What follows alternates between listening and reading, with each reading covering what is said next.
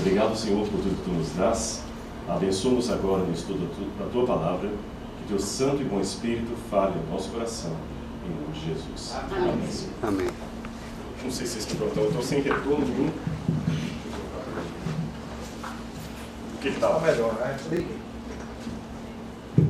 Alô?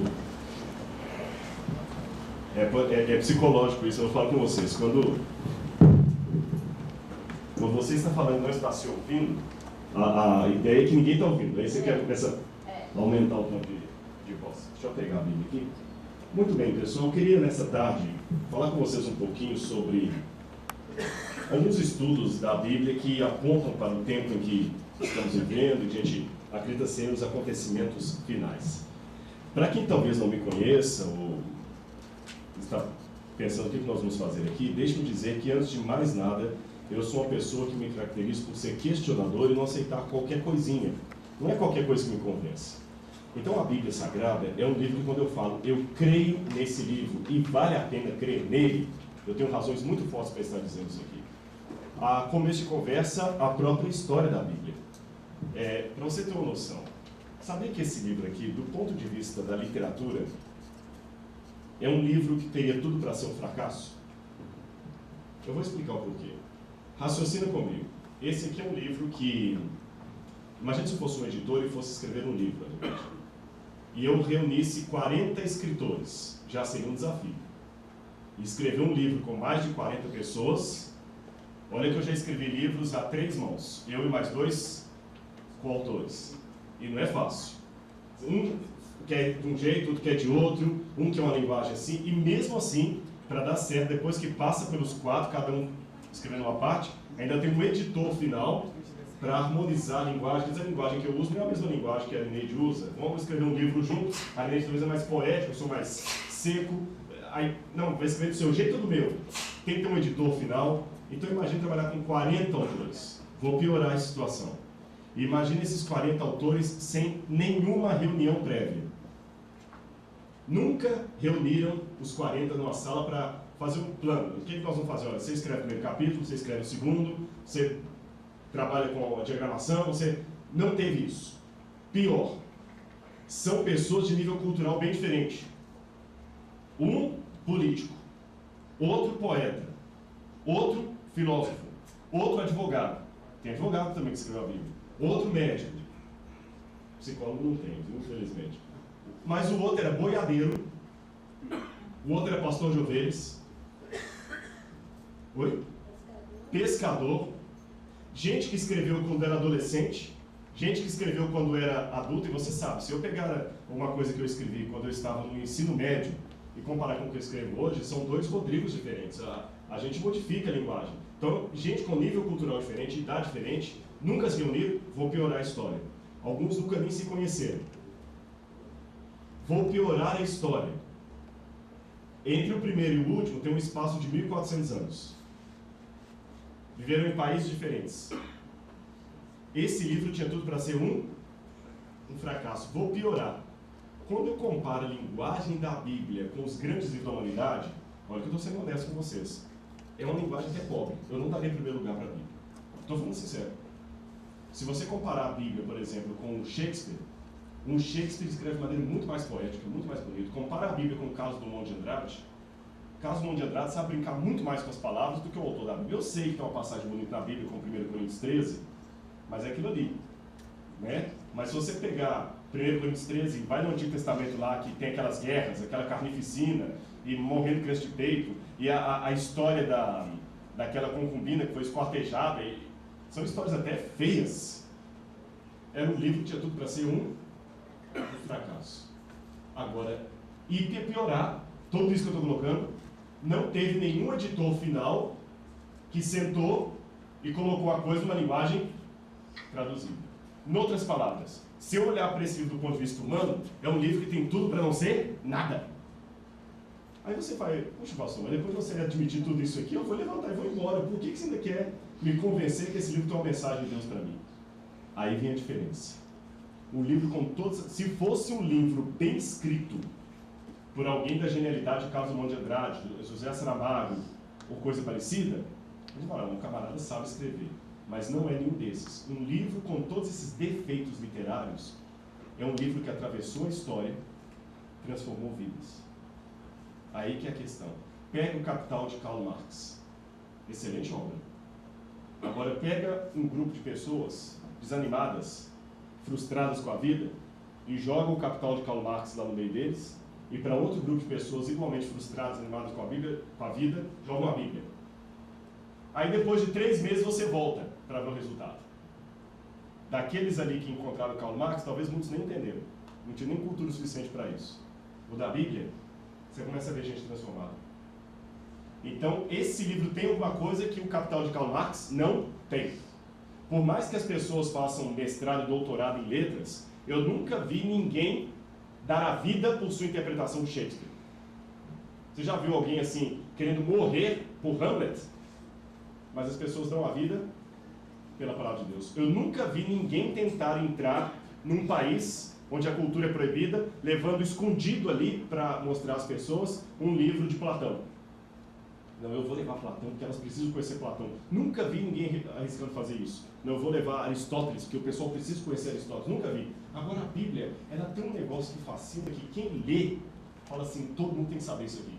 Aí você vê na época da ex-União Soviética, o pessoal arriscando a vida, atravessando a fronteira, com ela escondido, para poder levar. Lá no NASP, no nosso museu lá, nós temos alguns livros da Bíblia da época da União Soviética, datilografados e alguns copiados à mão. Que era uma igreja como essa, só tinha um exemplar da Bíblia. E era proibido na época do comunismo. Então o que o pessoal fazia? Tinha um exemplar, de noite, esse que está lá tem essa história, o camarada colocava o cobertor na cabeça, com uma lanterna debaixo do cobertor, para quê? Para o cobertor abafar o som e para a lanterna também não chamar a atenção da KGB. E de noite ali com a maquininha de escrever e digitando as páginas da Bíblia. Aí, e digitava em papel, mexendo no papel seda, né? Aí digitava 4 cópias, aí chegava no sábado na igreja escondido e distribuía. Ó, Marcelo, você fica com esse porção que você lê, depois devolve, que não é seu.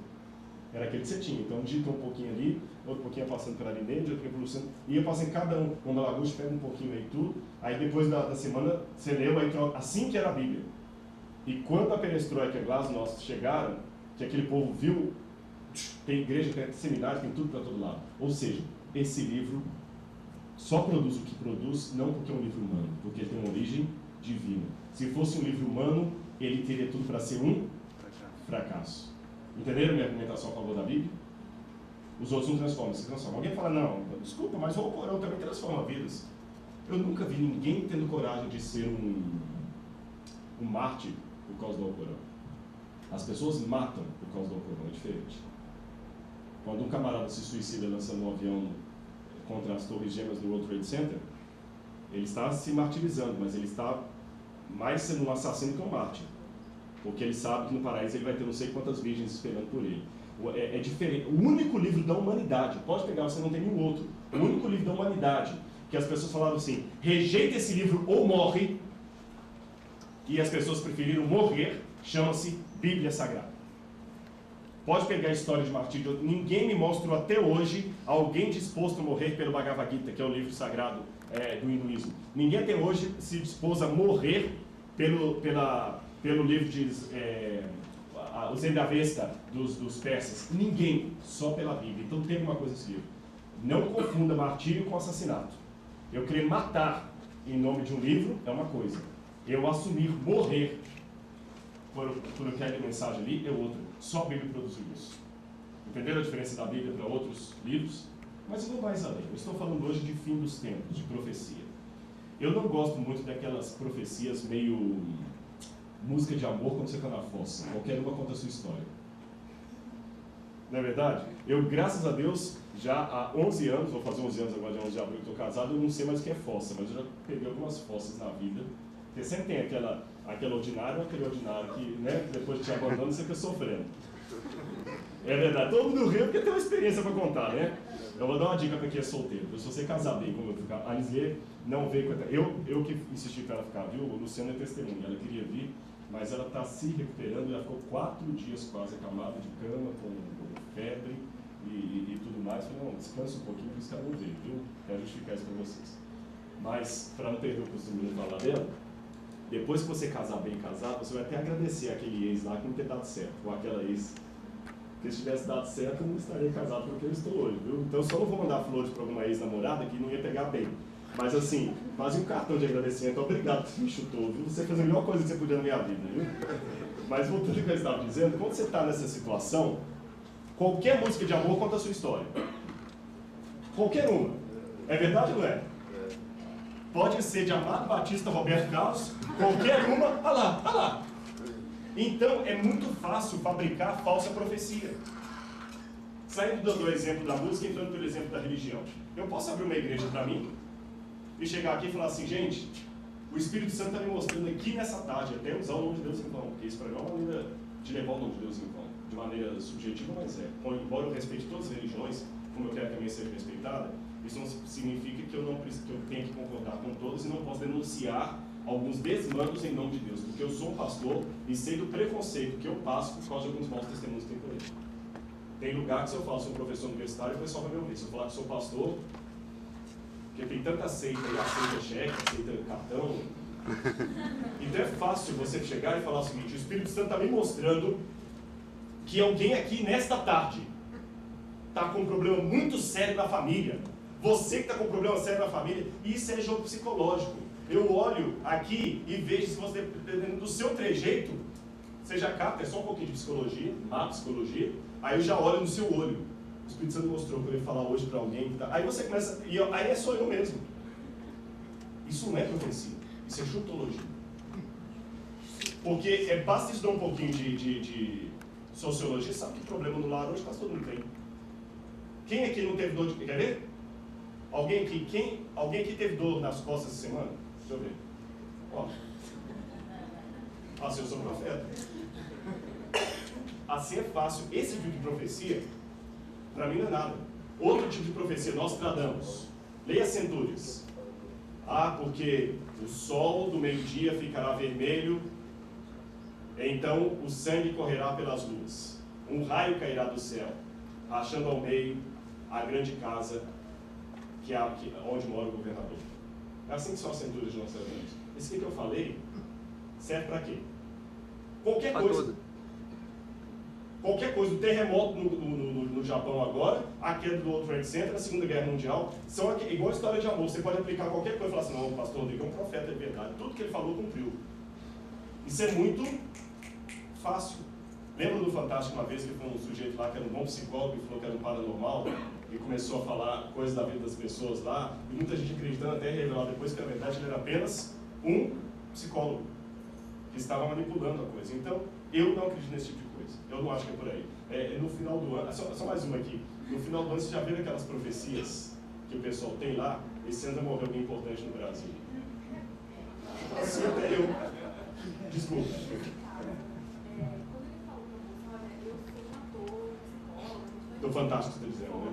Eu disse, você é profeta. É verdade. Você sabe, você é profeta. É verdade. Ela falou, você é profeta. A Liz Lê mostrou uma coisa, que essa semana a gente estava conversando lá sobre o... Eu fiz um debate na televisão esses dias sobre a crise no Oriente Médio. E eu cheguei em casa, estava conversando com a Liz Lê sobre aquilo, que o debate é o seguinte, você tem isso aqui preparado para isso aqui de tempo na televisão, então vai rápido e fala tudo. E uma das coisas que eu queria comentar é sobre uma espécie de síndrome de Estocolmo. A síndrome de Estocolmo é aquela moça que apaixonou pelo sequestrador e tudo, então eu quis atribuir um pouquinho a síndrome de Estocolmo à política. Como é que as pessoas estão dispostas a ficar loucas pelo Muammar Gaddafi lá? Por que um ditador consegue convencer pessoas a brigarem por ele? É diferente da Bíblia, que as pessoas são mártires sem ninguém estar ali. Ali não, tem um ditador mesmo. A Liz me contou uma coisa, que ela está estudando lá na USP. Fizeram um teste uma vez, eu espero saber, ela não está aqui para me ajudar, eu espero saber reproduzir bem o teste que ela me explicou. Houve um teste uma vez que fizeram, que esse teste foi até proibido na psicologia, depois até a Adelaide, você sabe, me ajuda pelo risco. O teste é o seguinte, convocaram pessoas e colocaram um psicólogo. E o psicólogo falou o seguinte, olha, você vai ter que, todo mundo aqui vai ter que responder perguntas e o outro vai testar a resposta do outro. Então é o seguinte, você vai responder as perguntas, tá bom? E cada vez que ela errar uma pergunta, você vai dar um choque nela em grau de erros. Se ela errar uma vez, você dá um choque pequeno. Se ela errar duas vezes, o choque vai ter que ser maior. As pessoas não vão fazer isso não, mas elas assinaram, o psicólogo não confia em mim, vocês vão ter que fazer isso. E ele foi falando e a pessoa errava e dá um choque. E a pessoa ficando desesperada que só viu o outro gritando lá, e o choque ia dando. E a pessoa, não, mas não posso fazer, ele está sofrendo, vamos parar com não, faça. E as pessoas iam. No final das contas, perceberam o seguinte, aquela era uma atriz. Eles não queriam testar a capacidade da pessoa de resistir ao choque. Aparentemente, ele falou que as pessoas iam ser induzidas a verificar o grau de disposição da pessoa a acertar para não ser receber o choque. Mas na verdade não era isso. Eles estavam querendo testar o grau de obediência de uma pessoa a uma autoridade constituída. A daqui era paciente mesmo, a de lá era uma atriz. Ela achava que estava dando choque, que a outra gritava. Mas mesmo não querendo fazer aquilo, ela continuava apertando o que o psicólogo estava mandando. Então é mais ou menos isso aí. Não, você tem que ser alguém, eu não acredito. O desespero para acreditar em alguma coisa acaba levando as pessoas a isso. Disto posto, vocês sabem que quando eu falar da profecia bíblica, eu tenho que apresentar algo bem diferente dessas crendices que há por aí. E eu vou só introduzir para vocês uma coisa aqui, e vou jogar uma responsabilidade aqui na doutora Lineide em companhia. Eu digo ela e companhia porque ela não trabalha sozinha, mas quando falo companhia, todo mundo se sente identificado. Alguns estudos aqui eu de propósito vou introduzir, para deixar um gostinho para você poder estudar. Apocalipse capítulo 13. Apocalipse capítulo 13.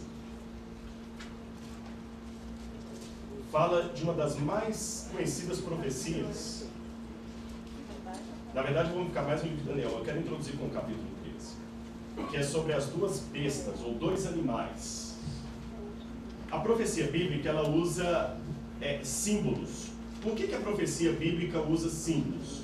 Por várias razões. Letra A. Por que a profecia, especialmente o Apocalipse? Apocalipse não significa coisa escondida. Se a gente fala Apocalipse, as palavras sofrem semântica, né? O pessoal fala Apocalipse, pensa em coisa assim. Ou então coisa escondida, hoje coisa de macabra. Apocalipse é palavra grega. Vou falar com vocês o que significa Apocalipse. Apo significa para longe de.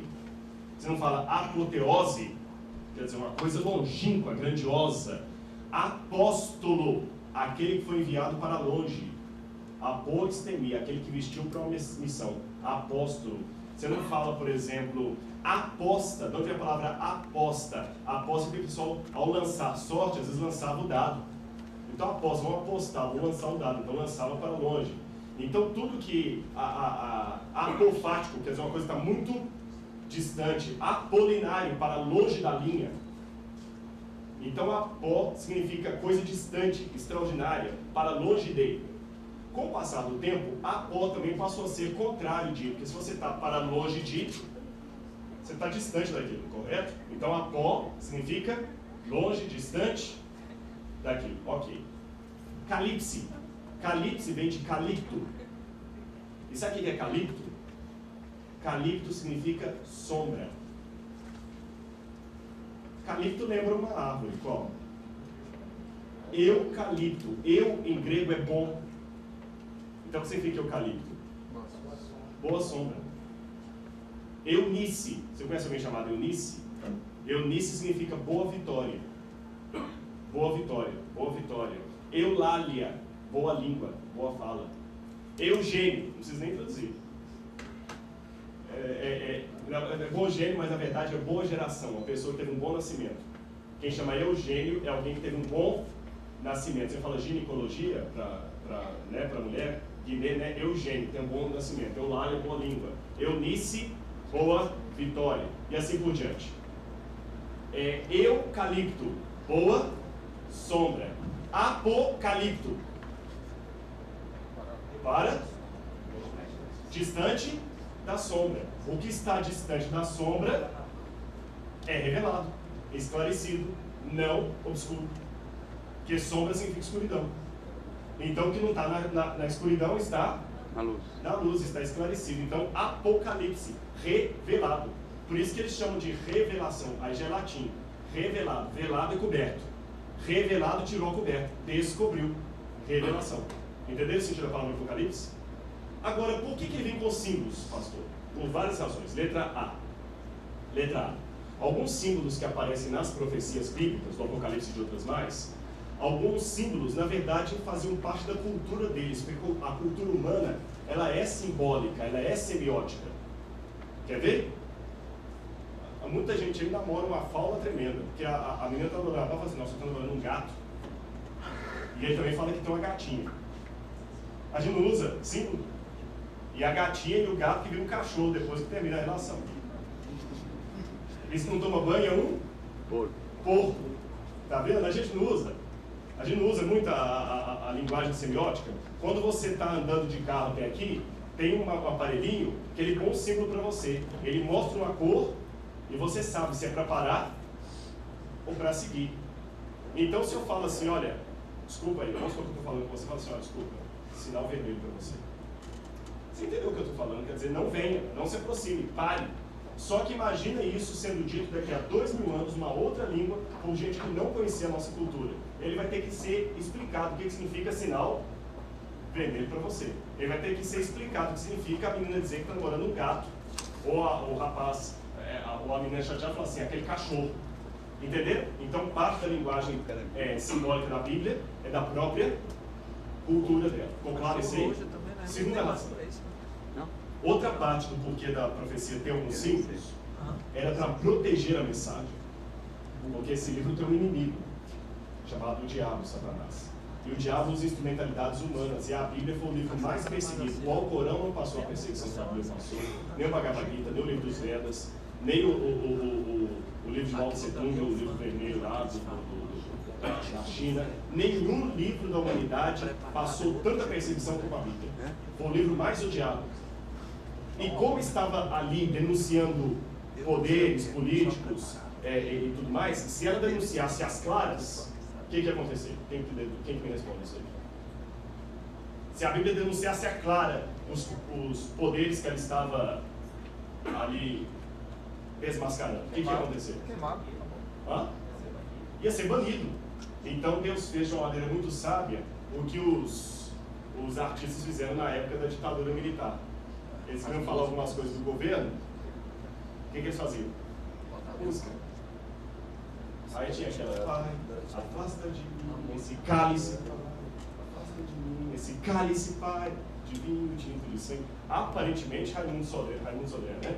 Estava cantando sobre Jesus, pedindo para afastar o cálice, mas ele dava um tom que o cálice substantivo virava imperativo, verbo. Cálice, que era o cálice do governo. Então a Bíblia fez mais ou menos como as músicas de protesto ao militarismo no Brasil, linguagem codificada. Entenderam a razão? Mais uma razão porque algumas profecias foram dadas em forma de códigos. Porque o próprio profeta não conseguia alcançar com a mente dele tudo que Deus estava mostrando. Gente, ele viu o futuro.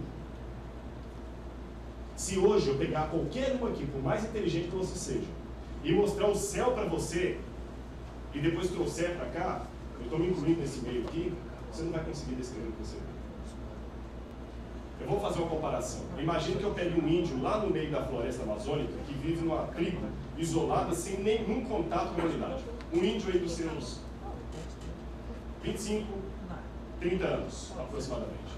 Um cacique, o mais inteligente da tribo. Eu pego esse sujeito, coloco uma venda nos olhos dele, o trago até o centro de Salvador.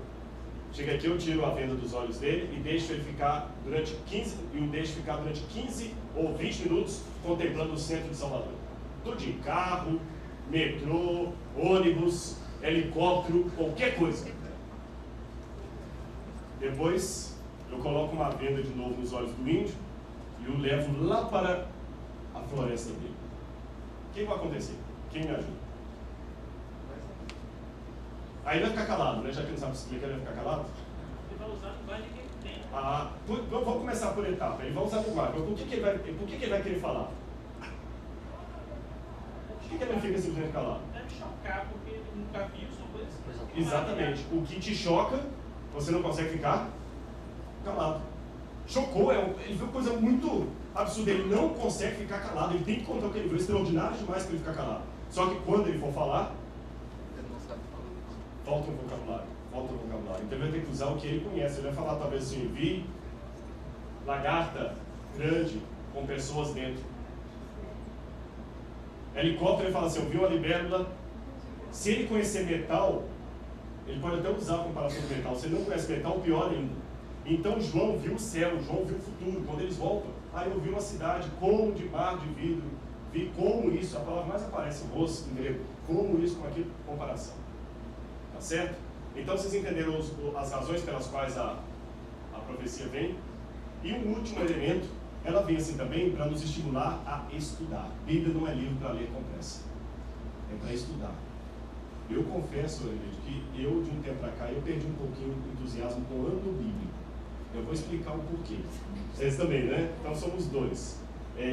Eu acho bonito quando vejo, a gente até um ponto de Bíblia, a gente está agora, né? Que tem sempre um participe, mas eu me senti, falei que desanimei. Eu não quero ter aquela pressa de ler a Bíblia de Gênesis Apocalipse de janeiro a dezembro. Entende? É melhor às vezes você parar no meio, mas indo aos pouquinhos lendo, estudando, porque ler com pressa e depois não entendeu o que você... Se você consegue, para não parecer que eu estou desestimulando um monte de Bíblia. Se você consegue fazer, parabéns para você nessa data, querida, faça. Continue. Insista. Mas se você tem mais... Agora também não leve para o outro lado e fala assim, então vou ler um versículo a cada 2 meses e vou estar bem. Não. Tá bom? É igual academia e eu tenho que fazer todo dia. E estudar. A Bíblia não é para ser lida, é para ser estudada, meditada e obedecida pelo poder de Deus. Bom, vamos então agora ver algumas questões da profecia aqui. João fala, pois não. Sim. Estou falando no microfone. No começo, quando eu conheci a Bíblia, a primeira vez que eu li a Bíblia todinha foi durante 3 meses. Bati o recorde, eu lia 60 capítulos por dia. Mas eu não entendia nada, claro. Eu queria saber para eu discordar com a pessoa que me dava estudos. Então, aí depois eu já fui diminuindo para 6 meses. Resultado, eu li 42 vezes, porque eu li 3, 4 vezes por ano a Bíblia. Depois, então eu passei por essa fase, tá certo? Então, depois, aí a gente vai amadurecendo. Aí hoje é diferente. Isso a gente, aí eu às vezes pego um livro, mas o fato é que medito, um livro que eu digo assim, da Bíblia. Mas todos os dias, o ex-padre, Padre Oscar, que assim que eu me converti, ele me visitou e ele disse assim, você tem tempo de estudar a Bíblia? E eu novinha assim, lá em São Paulo, eu disse, não, eu não tenho tempo não, porque eu tenho muita coisa para fazer, tem muita coisa para estudar. Ele disse, mas você tem tempo de comer todos os dias? Eu disse, tenho. Por que você tem tempo de comer? Porque senão eu vou ficar doente, vou morrer. Ele disse, então, ligue-se na sua vida. Todos os dias tem um tempo para se alimentar espiritualmente, senão, espiritualmente, você vai adoecer, vai para a UTI e vai morrer. O que é pior, é uma morte que só vai perceber no lago do fogo lá na frente. Esse é o pior, vai ser um morto-vivo. É igual academia. O que ele falou é igual academia. Quando o pessoal adolescente vai começar a malhar, no primeiro dia ele quer pegar um monte de peso, né? E acha que vai conta. Aí quando no outro dia tá tudo dolorido, aí ele não quer insistir, ele quer pegar, mas tudo torto. Aí o cara fala, não, é melhor pegar com menos, mas pegar... Não é melhor pegar com menos, mas fazer certinho, do que ficar assim, ó. Né? Aí tá arrebentando com a coluna. Aí lógico, alguns pegam mais, outros menos, e assim vai. Bom, pessoal, Apocalipse capítulo 13 fala de 2 monstros. 2 monstros. E esses 2 monstros iam representar os poderes finais que estariam lutando na Terra. Eu vou começar, a Apocalipse é só uma introdução, porque eu quero hoje me focar mesmo em Daniel capítulo 7. Esses monstros são as famosas bestas do Apocalipse, ou a besta do Apocalipse. Apocalipse capítulo 13, verso 1. Vi emergir do mar uma besta, um monstro, que tinha 10 chifres e 7 cabeças. E sobre os chifres 10 diademas ou coroas, e sobre as cabeças nome de blasfêmia. Quer que eu interrompa? Eu queria saber quem não tem Bíblia. Todo mundo tem Bíblia, assusta. Quer que espere? Para o pessoal. Tá. A besta que vi era semelhante a um leopardo com pés de urso e boca de leão. E deu-lhe o dragão o seu poder, o seu trono e grande autoridade. Nós vamos ver em Daniel por que ele fala que essa besta parecia com um leopardo, com um leão e tudo mais. Mas isso aqui mostra a última forma de governo do mundo. É o que nós estamos vendo agora. Diz que essa besta não vai ser um ditador, mas vai ser um poder mundial. E ela vai ser auxiliada por uma outra besta. É interessante que essa aqui tem que ser um poder religioso. Por quê? Olha o que diz o verso 3. Viram de suas cabeças como golpeada de morte, mas essa ferida mortal foi curada. E toda a terra se maravilhou seguindo a besta. Então o animal que recebe o poder do dragão, que é um símbolo do diabo, tá certo? Ela também, o que mais que ela tem? Uma ferida mortal que foi curada. Quantas cabeças que esse animal tinha que a gente viu aqui? 7 cabeças. Por que essa expressão que uma ferida mortal foi curada?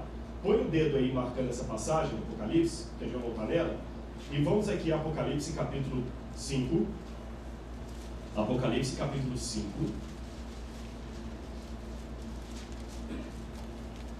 Versículo 6. Apocalipse 5, versículo 6. Olha como diz aqui. Então vi no meio do trono, opa, aqui também tem um trono. Só que lá tem um trono do dragão, e o dragão oferece esse trono para o monstro, para a besta. Vocês lembram disso? Lá no capítulo 13, você tem um trono de quem? O trono é de quem? Não ouvi. O trono é de quem? Do dragão. E o dragão oferece o trono dele para a besta. E a besta que senta no trono do dragão tem uma das cabeças golpeada de morte. Agora olha o que diz no capítulo 5, verso 6. Então vi no meio do trono. Pelo contexto aqui, está claro que esse trono aqui é o trono de Deus. Eu não vou ler por causa do tempo, mas aqui é o trono de Deus. Então vi no meio do trono de Deus e dos 4 seres viventes, e entre os anciãos, de pé, o quê? Um cordeiro. O cordeiro é símbolo de quem na Bíblia, você sabe? Cristo. A gente não fala, até na missa, não falei isso, o cordeiro de Deus que tira o pecado do mundo, que é uma citação do Evangelho de João. Agnus Dei, né? O cordeiro de Deus.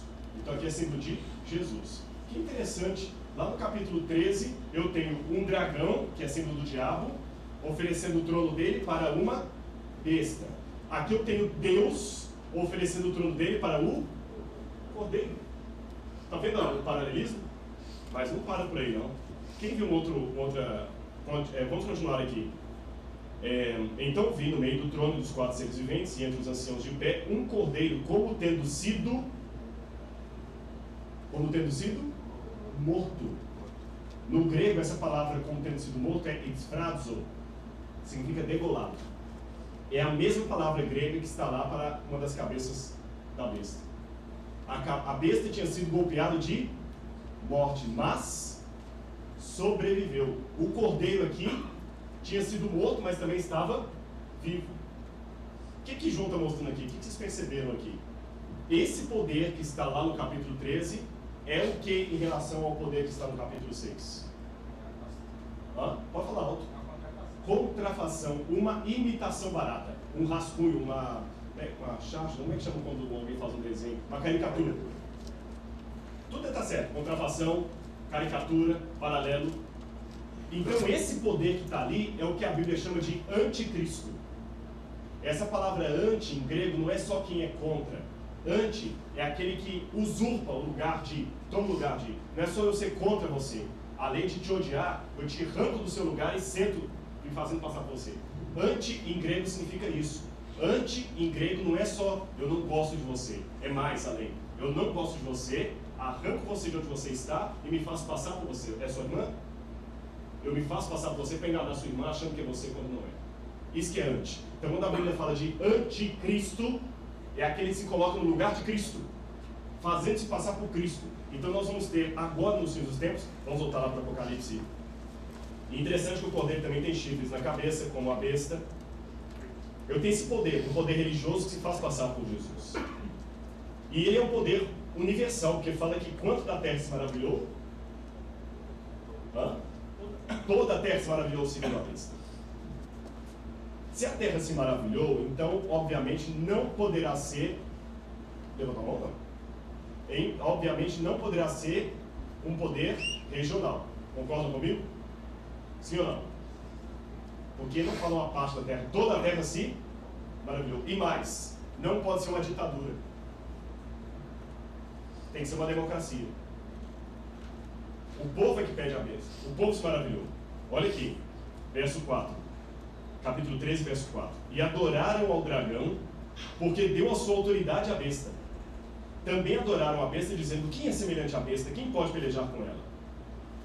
Agora, tem uma outra besta que vai surgindo. Vamos agora ao capítulo 11, que diz assim: vi outra besta emergir da terra. A primeira saiu da onde?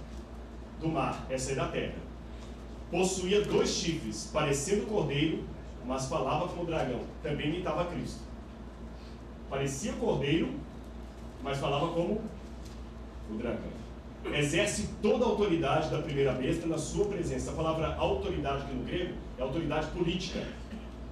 Faz com que a terra e seus habitantes adorem a quem? A primeira besta. Interessante, a primeira recebe a adoração, essa segunda não. Então essa segunda não é um poder religioso, é um poder político. A primeira tem que ser religiosa, porque ela recebe a adoração. A outra não, a outra conduz as pessoas a adorarem a primeira. Então não pode ser um poder religioso essa segunda, tem que ser um poder político. E quer ver o que ela é política? Faz com que a terra e seus habitantes adorem a primeira besta, cuja ferida mortal foi curada. Também opera grandes sinais, de maneira que até fogo do céu faz descer a terra diante dos homens. Seduz os que habitam sobre a terra, por causa dos sinais que lhe foi dado executar diante da besta, dizendo aos que habitam sobre a terra que façam uma imagem à primeira besta, àquela que ferida a espada sobreviveu. E foi-lhe dado comunicar fôlego à imagem da besta, para que não somente a imagem falasse, como ainda fizesse morrer todos que não adorem a imagem da besta. Interessante, é um poder que tem força para obrigar o mundo inteiro a adorar a primeira besta. Então é um poder político. E vou mais além.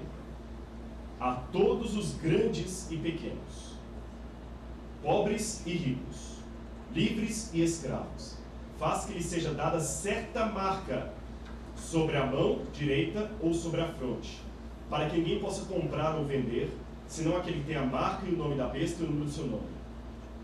Interessante. Aqui me dá a entender que é um poder político, que vai ajudar o poder religioso e vai envolver também a economia. E não é uma ditadura, quero deixar bem claro, não é uma ditadura, é um poder que seduz a terra. Vocês notaram isso aqui? Então não pode ser Saddam Hussein, que já até morreu, não podia ser Hitler, porque eram ditadores, esses aqui eram sedutores. Eles convencem o mundo a cumprir o programa deles. Está claro isso aqui para vocês ou não? Pode levantar e fazer a mão se não ficar claro. Fazer pergunta, tudo bem, gente? Então é um poder que seduz. Então quem são essas bestas hoje? Eu tenho que procurar por algum poder no mundo que seduz e está querendo encaminhar o poder do mundo todo para cumprir um desígnio. Interessante que essa besta aqui, ela surgiria somente depois que a ferida mortal da outra foi curada. Quando é que a ferida mortal da outra foi curada? Bom, outro detalhe que eu percebo aqui, antes de ir para Daniel e responder essas perguntas, é o seguinte. Vamos voltar aqui no início do capítulo 13. Olha o que fala aqui. Verso 4. Verso 4. Desculpa, verso 1. Vi emergir do mar uma besta que tinha 10 chifres e 7 cabeças, e sobre os chifres 10 diademas. E sobre as cabeças, nomes de quê? O que é blasfêmia? Explica para mim. O que é blasfêmia? Se eu xingar Dr. Sandro, isso é blasfêmia?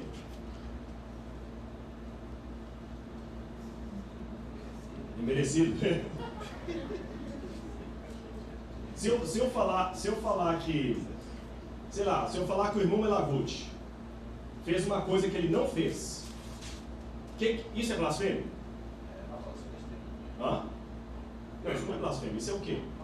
Falso testemunho e calúnia. Óbvio. E se eu xingar o irmão Melaguti, isso é blasfêmia? O que é blasfêmia então? Hã?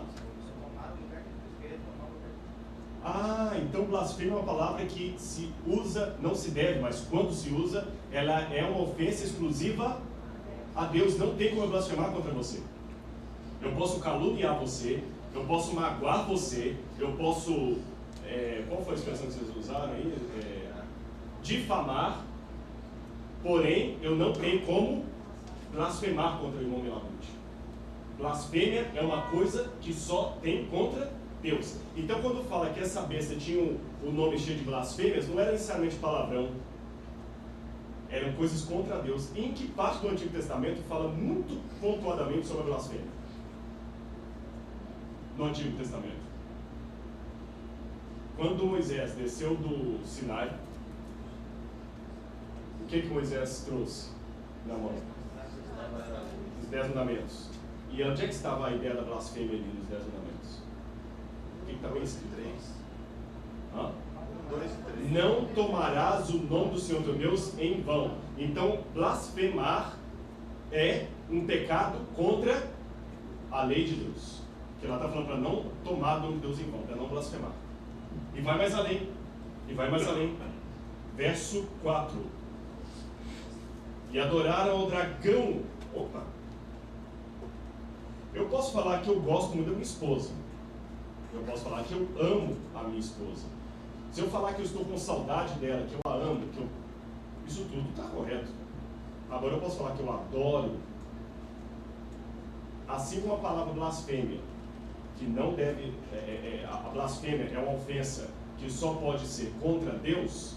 A adoração é uma devoção que também só cabe a Deus. E onde é que está isso também nos 10 mandamentos? Não terás outros deuses diante de mim. De novo, aqui está mostrando uma transgressão de quê? Da lei de Deus. Aí verso 5. Foi-lhe dado uma boca que proferia arrogâncias e blasfêmias.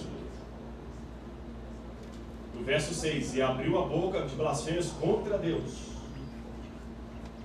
E verso 7.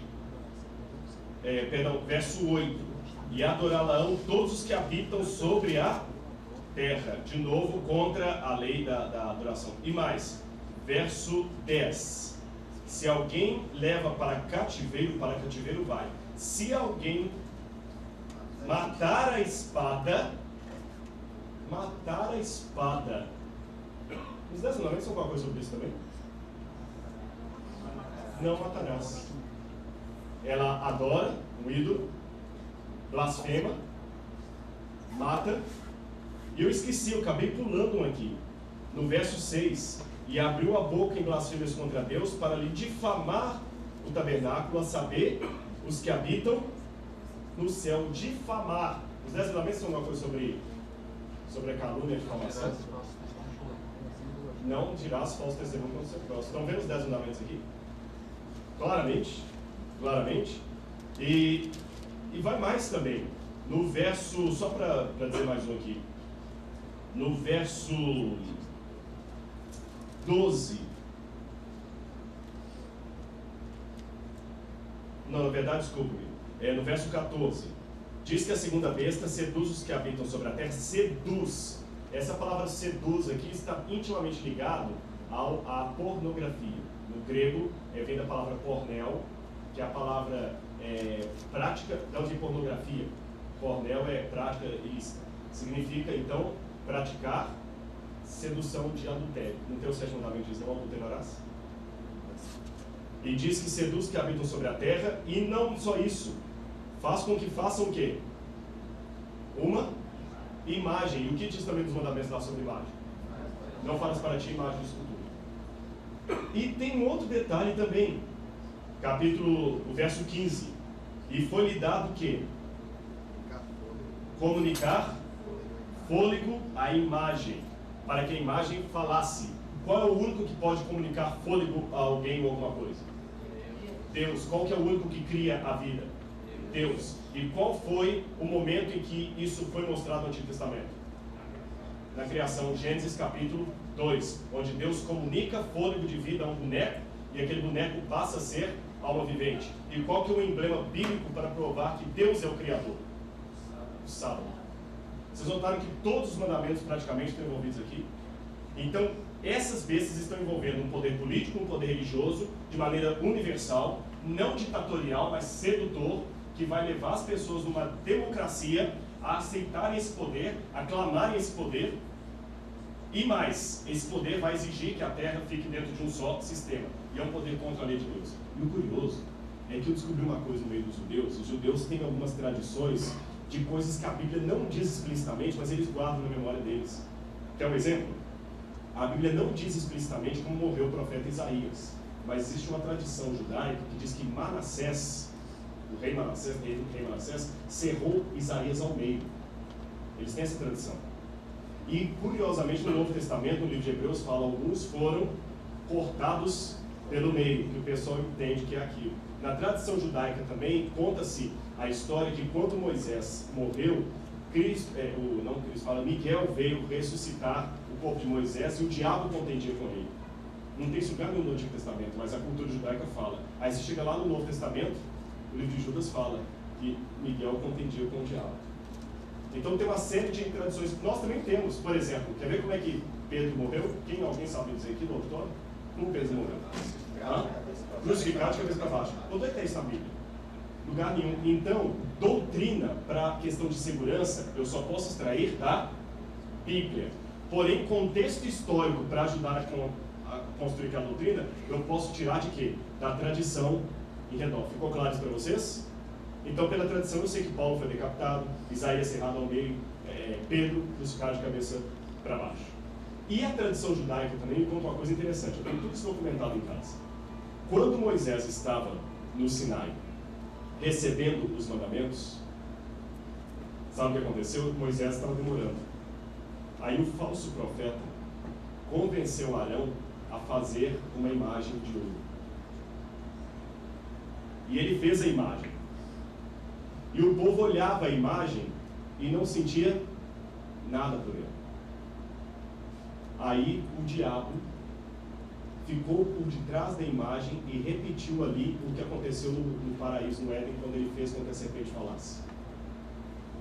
E parece que ele tinha comunicado o fôlego de vida à imagem. E quando o pessoal viu a imagem falando, os judeus começaram a adorar a imagem, porque a imagem falava. Então, quando Moisés desce, ele destrói aquela imagem e quebra os 10 mandamentos. A Bíblia não diz isso. É uma das lendas judaicas que conta esse detalhe aqui.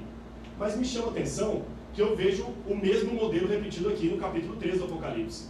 Um falso profeta, que faz uma besta, que faz uma imagem da primeira, e o pessoal adora essa imagem por quê? Ele comunica fôlego de vida e parece que a imagem fala. Entenderam a questão?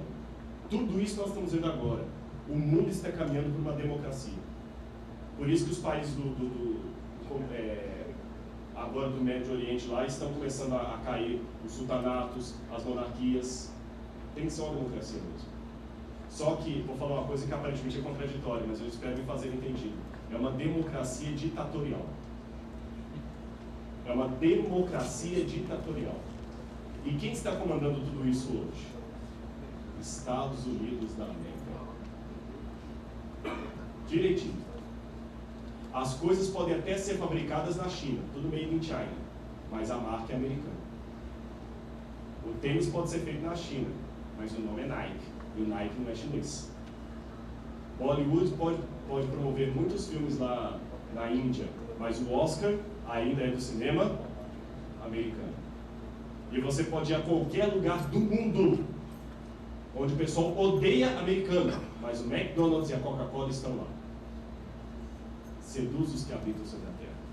A língua que mais hoje você não precisa saber nenhum outro idioma além do inglês. Se você souber inglês, você chega no Japão, você não passa nenhum aperto, sem saber nem dizer bom dia em japonês. Se você chegar no Paraguai, no Chile, na Indonésia, na Turquia, na Grécia, falando inglês, é a língua universal. O pessoal domina, eles mandam.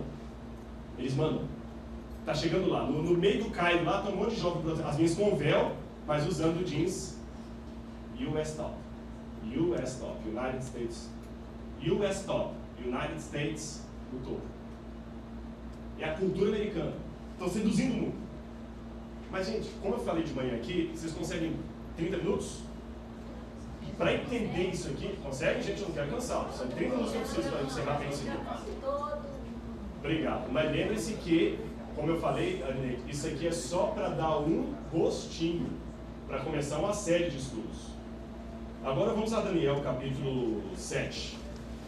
Quem tiver com a visita do lado, ajuda, por gentileza, porque a minha Bíblia não vai bater a paginação, que eu tenho outra versão aqui. Daniel, capítulo 7, está no Antigo Testamento.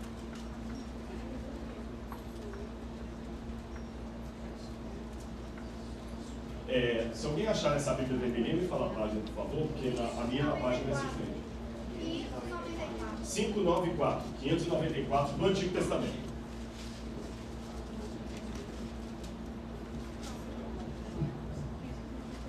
A Bíblia tem que ser estudada assim um pouquinho ali, um pouquinho ali. Vocês querem ver a história dessas duas bestas agora de maneira mais completa? Daniel capítulo 7. Só para resumir a vocês, Daniel, quando chegou em Babilônia, Daniel chegou ali como um escravo. E ele foi trabalhar na corte do rei Nabucodonosor. O rei Nabucodonosor teve um sonho, de fato, profético dado por Deus, que Daniel interpretou. Esse sonho era uma estátua que resumia, de uma maneira simbólica, toda a história do mundo. Interessante, escrito 500 anos antes de Cristo. 500 e poucos anos antes de Cristo. E mostrou todo o futuro do mundo. Eu vou falar quais são os poderes que a estátua representava. Só poderes universais, que dominariam o mundo inteiro.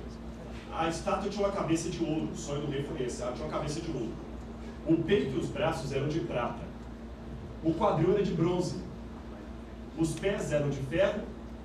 As pernas de ferro e os pés em ferro misturados com barro. O rei Nabucodonosor estava dormindo quando ele viu aquela estátua no sonho dele. Vamos repetir? Dormindo lá. De repente aparece no sonho dele uma estátua. E Daniel disse que teve uma questão psicológica ali. O rei, quando foi dormir, sabe o que ele estava pensando? É o que você pensa nesse sonho. O rei estava preocupado como é que seria o futuro do governo dele. Aí ele viu uma estátua no sonho. Ele chegou aquela estátua grande. E ele viu que a estátua era de vários metais. A cabeça era de ouro, o peito e braços de prata, o quadril de bronze, as pernas em ferro e os pés em ferro misturado com barro. E de repente veio uma pedra lançada sem auxílio de mãos e bateu nos pés da estátua, esmiuçou a estátua e essa pedra encheu a terra.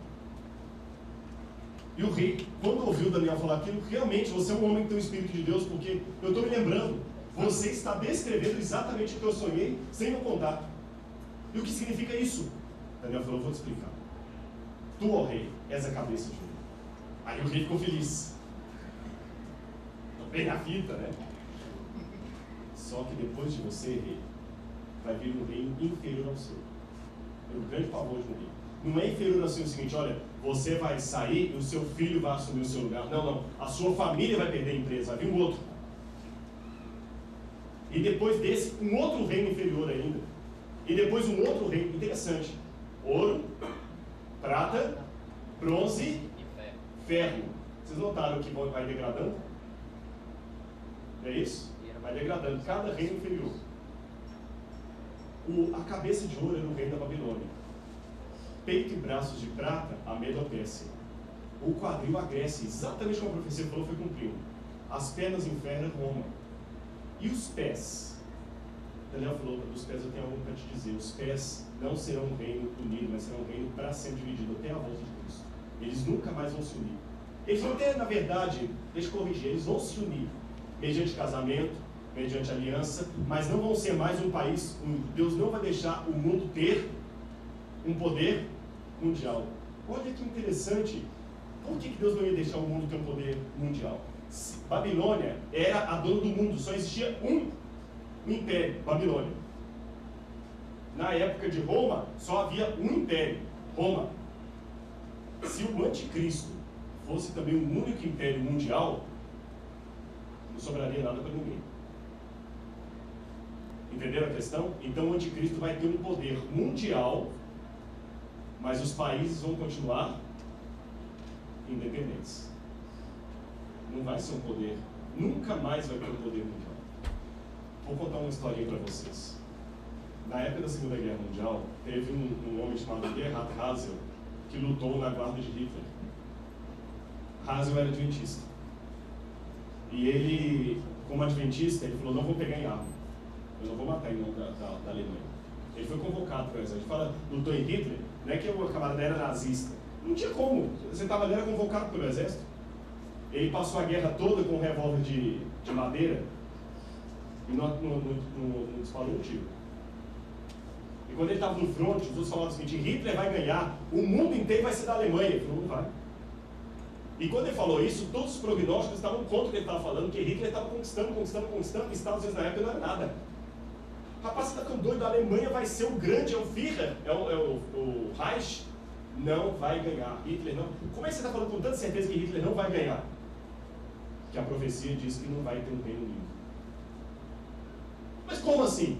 Aí ele, na hora do front ali, ele sentou, abriu Daniel capítulo 2 para o outro soldado e mostrou o que está mostrando agora. E pouco tempo depois a guerra acabou e Hitler foi destruído mesmo. Porque ele conhecia a profecia. A Europa, que são a representação desses deuses aqui, tentou várias vezes se unir com a profecia fala, mediante casamento. A rainha Vitória foi considerada a avó da Europa, porque ela tinha parente em todo lugar.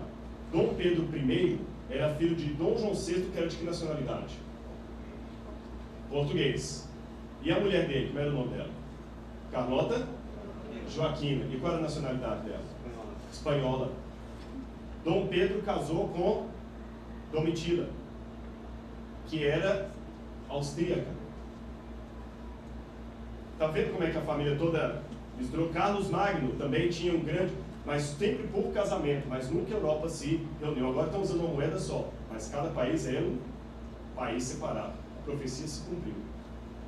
E a estátua que vem, e a pedra que vem, é justamente a volta de Jesus. Então, irmãos, não tem espaço para um outro poder mundial. Estamos nos dedos da estátua. Agora, os anos se passaram, Daniel ficou encucado com aquele sonho. Daniel interpretou e falou assim, mas eu queria saber mais detalhes. Aí, capítulo 7 de Daniel, o próprio Daniel teve uma visão. Vou ler com vocês aqui. Capítulo 7, versículo, todos encontraram? No primeiro ano de Belsazar, rei da Babilônia, teve Daniel um sonho e visões ante os seus olhos quando estava no seu leito. E escreveu logo o sonho e relatou a suma de todas as coisas. Falou Daniel e disse, eu estava olhando durante a minha visão da noite, e eis que os 4 ventos do céu agitavam um grande mar. Na profecia, vento sempre é símbolo de guerra. Guerra, ventos. E o grande mar aqui, mar é símbolo de povos, nações, tribos. Por isso que no Apocalipse, quando fala da nova terra, fala o seguinte, o mar já não existe. Não é que não vai ter praia lá. Não vão haver nações. Não é que no céu não vai ter praia. Quando fala o seguinte, viu um novo céu e nova terra, e o mar já não existe, é porque mar para eles é símbolo de quê? Povos, nações e línguas. Por isso que a besta do Apocalipse é uma besta, é um animal que surge do mar. Ela surgiu no meio de muitos povos. Então não é que no céu não vai ter praia, viu? O Luciano pode ficar tranquilo, vai poder surfar lá, viu? Não é que no céu não vai ter praia, viu? E talvez com ondas muito melhores do que as daqui. Não haverá povos. No céu não vai ter eslováquio, chinês, coreano, japonês, judeu, australiano, brasileiro. Vão ser todos cidadãos do mesmo país, no reino dos céus. Amém? Entenderam? Então Daniel viu aqui os 4 ventos agitando um grande mar. Aí o que ele vê surgindo do grande mar? Agora ajudem-me para não ficar cansativo, vocês vão ler e eu falando. O que ele viu surgir do mar? 4 animais grandes. O primeiro animal que ele viu, vou representar aqui, olha. O primeiro animal que Daniel viu era o quê? Qual que era o animal que ele viu? Foi um cachorro, um papagaio, uma águia ou um leão? Um leão. E ele viu um leão. E o leão tinha 2 pares de quê? De asas. E ele viu aquele leão. De repente o leão caiu e foi lhe dado, arrancaram as asas do leão e foi lhe dado o coração, mente de homem. Depois do leão, Daniel viu um outro animal que surgiu ali. Ele pergunta, esse outro animal que surgiu era o que? Era uma águia, um leopardo, um elefante ou um cabrito? Um urso, desculpa, ele estava com um urso. E Daniel viu uma coisa interessante. Esse urso tinha asas. Tinha asas. Mas ele tinha um detalhe curioso. Ele tinha um ombro mais alto que o outro. E ele tinha na boca 3 costelas. Imagina um urso levantando. Depois do urso, levantou um outro animal. Agora sim. Era um leopardo, um cabrito, um bode ou um cachorro? Leopardo. Ele tinha asas? Tinha? Quanto? 4. E para fazer par com as 4 asas, ele tinha também o quê? 4 cabeças. 4 cabeças. E uma enorme velocidade. Ótimo. Aí, depois que ele viu esse leopardo, ele viu também um outro bicho. O que era esse bicho? Aí complica. Daniel só fala que o animal era terrível. Espantoso. Ele não encontrou na natureza nada que ele pudesse comparar. E esse bicho aqui, ele tinha uma coisa interessante. Ele tinha 10 chifres na cabeça. Lembra dos 10 dedos da estátua? 10 chifres na cabeça. Dentes de quê? De ferro. E foi lhe dada uma ordem que devorasse a muita carne. Sabe o que significa cada um desses animais? Lembra a estátua? Quem que era a cabeça de ouro? Babilônia, que governou de 606, Nabucodonosor, até 538 a.C. Uma coisa que me chamou a atenção quando eu visitei lá na Turquia, o museu que tem as coisas da Babilônia, pena que eu não tenho a foto para mostrar para vocês. Sabe qual que era o símbolo da Babilônia? Era um leão com asas. Igual os Estados Unidos o símbolo é uma águia, não é isso? O Flamengo o símbolo é um urubu. É verdade, o Flamengo o símbolo é um urubu. Qual que é o porco? Palmeiras? E o Bahia, tem algum símbolo? Chapolin? Eu não entendo futebol. Mas por que Deus falou isso? É um recurso didático.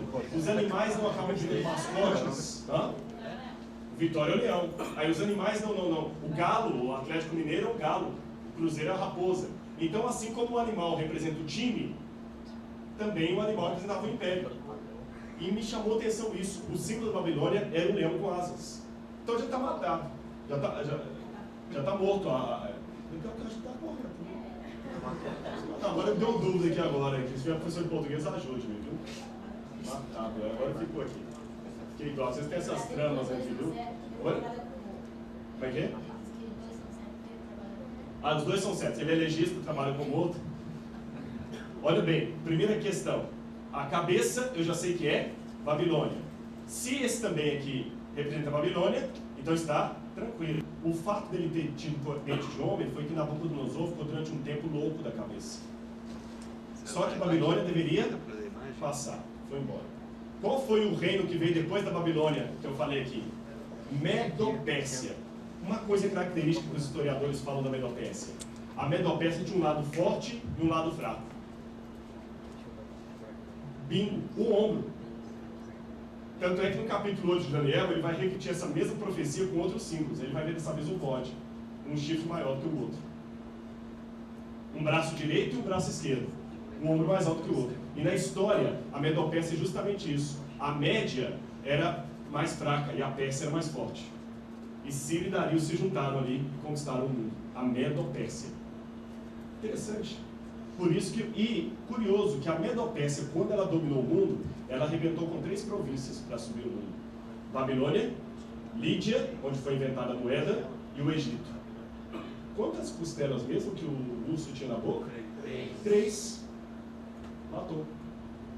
Mas só que a Medo-Pérsia também deveria passar. O problema não é o urso. Até aí Daniel estava tranquilo. Depois da Medo-Pérsia, vem um outro no quadril aqui, que só pode ser o Império Grego-Macedônico. Ou Greco-Macedônico. A Macedônia aconteceu o seguinte: a Medo-Pérsia estava dominando o mundo. Se eu tivesse um mapa aqui, ia ficar mais fácil mostrar para vocês. Imagina comigo aqui. Onde estão essas flores aqui, seria mais ou menos a Grécia. Onde estão os almofados ali, a Medo-Pérsia. Os persas sempre oprimiram a Grécia. Tanto é que teve uma época que Dario, Xerxes, ele ficava obrigando os gregos a entregar os filhos dele para sacrificar os deuses. Foi aí que Esparta entrou em guerra e teve os 300 de Esparta. Que não tem nada a ver com aquele filme lá. Aquele filme é ridículo, viu?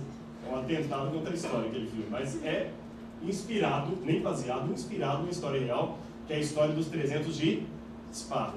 Enquanto essas flores representam que país?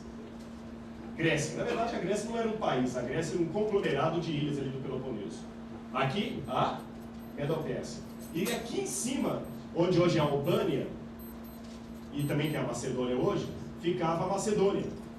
Aí aqui na Macedônia tinha um rei que falava assim, eu vou dominar o mundo. E ele vinha aqui na Grécia, conquistava um lugar e voltava. Vinha, conquistava outro e voltava. Sabe qual é o nome desse rei? Filipe. Mas Filipe tinha um filho. O menino era terrível. Mas ele era terrível porque o pai dele não valia nada. E, psicologicamente falando, ele tinha um ódio do pai tremendo. Ele tinha uns 5 ou 6 anos de idade, o Alexandre, e um dia o Filipe batia na mãe dele na frente dele, e ele tinha um ódio tremendo do pai. O Filipe chegou de uma conquista, comemorando, bebendo, aí Alexandre estava chorando. E ele falou com a mulher dele, por que esse garoto chora tanto? Ele, menino, pare de chorar, comemore com seu pai, nós chegamos vitoriosos. Nós conquistamos mais um território e você está chorando. Sabe qual foi a resposta de Alexandre? Eu estou chorando porque vocês estão conquistando tudo, quando eu for grande não vai ter nada para dominar. E como ele era mal com a mãe de Alexandre, sabe o que a mãe de Alexandre fazia quando ele viajava? Ela chamou o filho dela e contava uma história da mitologia grega. Ela chegou para Alexandre e falou assim, olha, você não é filho de Filipe. Você é grande. Sabe o que significa a palavra Alexandre em grego? Alex Sandros. Andros é homem. Alex, que domina, que doma. Dominador de homens, ou domador de homens. Aquele que domina sobre os homens. Sandro é a abreviatura de Alessandro. Sandros, em grego, é humano. Ser humano, homem. É homem, humano. Alexandros, dominador de homens. Alexandre. Alexandre o Grande. Então, pois não. As imagens da... Ah, ótimo. Que bom, obrigado. Olha, nem sabia que vocês tinham isso aí, viu? Isso que é. Então, olha, esse aqui representa que país mesmo? Babilônia. O próximo? Não, cadê os outros? Ah, só tem esse, não tem outros, não? Deve ter passando o slide. Não, então aqui dá pra ver todos. Se tiver, passa os slides. Deixa eu ver se tem. Passando, pode ir. Ah, ó, aqui, ó, volta um pouquinho. Ó, não, esse, ó, leão, cabeça. Tá bom? Próximo. O urso, já explicamos. Endopécia, peito e braços. O próximo eu tô falando de quem agora? Alexandre, que representa o quadril. Quantas cabeças mesmo tinha o? 4. Eu, voltando à história de Alexandre, a mãe de Alexandre falou com ele assim, você é filho de Zeus, irmão de Hércules. Ele acreditou. Você é filho de Zeus, irmão de Hércules. Alexandre acreditou naquilo e ficou... Tanto é que ele só decepcionou numa batalha quando um camarada cortou o braço, passou assim e desceu sangue, e ele viu que não tinha licor, porque eles acreditavam que os deuses tinham licor nas veias ao invés de sangue. Ele acreditou mesmo que era filho de Zeus. Tanto é que lá no museu a gente tem uma moeda de Alexandre o Grande, ele está vestido de Hércules, ele acreditava que era irmão de Hércules. Agora, eu vou pegar carona na questão da psicologia. Olha que interessante. Quantas cabeças tinha um animal? 4. Quantas asas? 4. Então, velocidade, as asas. Aqui ficava a Medopérsia. Alexandre começou a conquistar. Conquistou a Grécia, conquistou a Medopérsia, tudo aqui ficava a Macedônia, né? A Macedônia, conquistou a Grécia, conquistou a Macedônia, aí sabe o que ele fez? Continuou. Conquistou a Babilônia, o território do Babilônia não era mais um império, mas existia a cidade.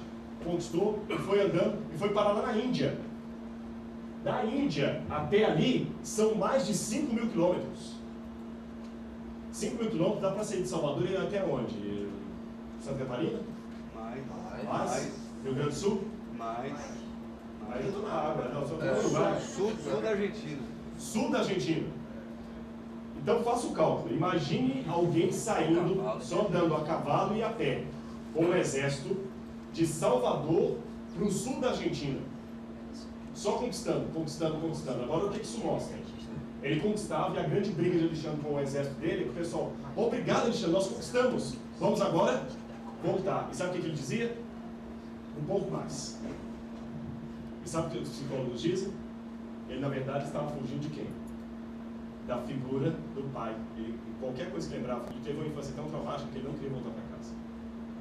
Por isso que Alexandre foi tão longe, os dois pares de asas, tão longe, não voltaram. Agora, sabe como é que Alexandre morreu?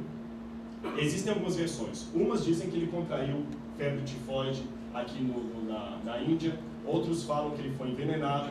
Uma outra versão fala que ele resolveu beber uma taça de vinho por cada lugar que ele havia comemorado.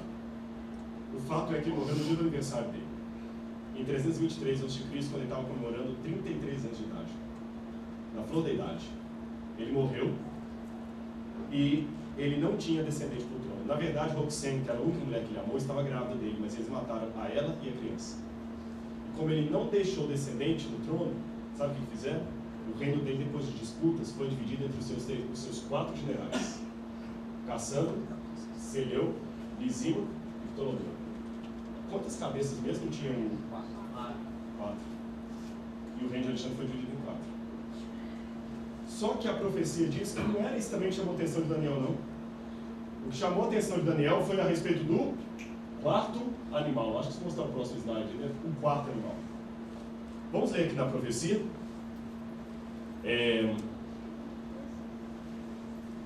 Verso 7. Depois disso eu continuava olhando as minhas visões da noite, e eis um 4º animal terrível, espantoso e sobremodo forte, o qual tinha grandes dentes de ferro. Ele devorava e fazia em pedaços e pisava aos pés o que sobrava. Era diferente de todos os animais que apareceram antes e tinha 10 chifres. Eu estava a observar os chifres, e eis que entre eles subiu um outro chifre, diante do qual 3 dos primeiros foram arrancados. E eis que este chifre tinha olhos de homem e uma boca que falava com insolência. O que é insolência? Insolência é uma palavra muito rebuscada, né? O que é insolência? Arrogância, falta de respeito. Uma boca que falava com insolência. Lá no Apocalipse fala de uma besta que tinha uma boca que falava blasfêmias. É a mesma o anticristo. Ele diz que quando o anticristo surgiu, 3 poderes iam cair. Porque na profecia, chifre é símbolo de poder. Daniel ficou tão interessado nesse monstro aqui. Olha bem o verso 11, o que diz aqui, ó. Então estive olhando por causa da voz das insolentes palavras que o chifre proferia. Estive olhando e vi que o animal foi morto, e o seu corpo desfeito e entregue para ser queimado. Quanto aos outros animais, foi-lhes tirado o domínio. Todavia, foi-lhes dada prolongação de vida por um prazo de tempo.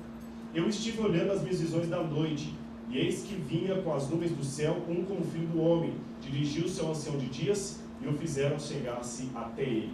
Deixa eu pular agora para o verso 15. Quanto a mim, Daniel, meu espírito ficou alarmado dentro de mim, as visões da minha cabeça me perturbaram. Ele queria entender essa bagunça toda. Cheguei aos que estavam perto e lhes pedi a verdade acerca de tudo isso. Assim ele me disse e me fez saber a interpretação de todas essas coisas. Esses 4 animais são 4 reis que se levantarão sobre a terra. Reis ou reinos é a mesma coisa interligada aqui. Mas os santos do Altíssimo receberão o reino e o possuirão para todo sempre, de eternidade a eternidade.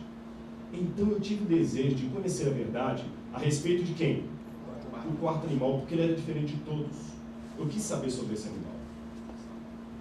E ele queria saber sobre o chifre que falava com insolência. Aí o verso 21 começava. Eu olhava e eis que esse chifre fazia guerra contra os santos e prevalecia contra eles. No Apocalipse, vamos voltar aqui, põe o dedo agora marcando aí, vamos voltar para o Apocalipse 13. Que agora eu me lembrei de uma coisa. Apocalipse 13. Verso 6. Versos 5 e 6.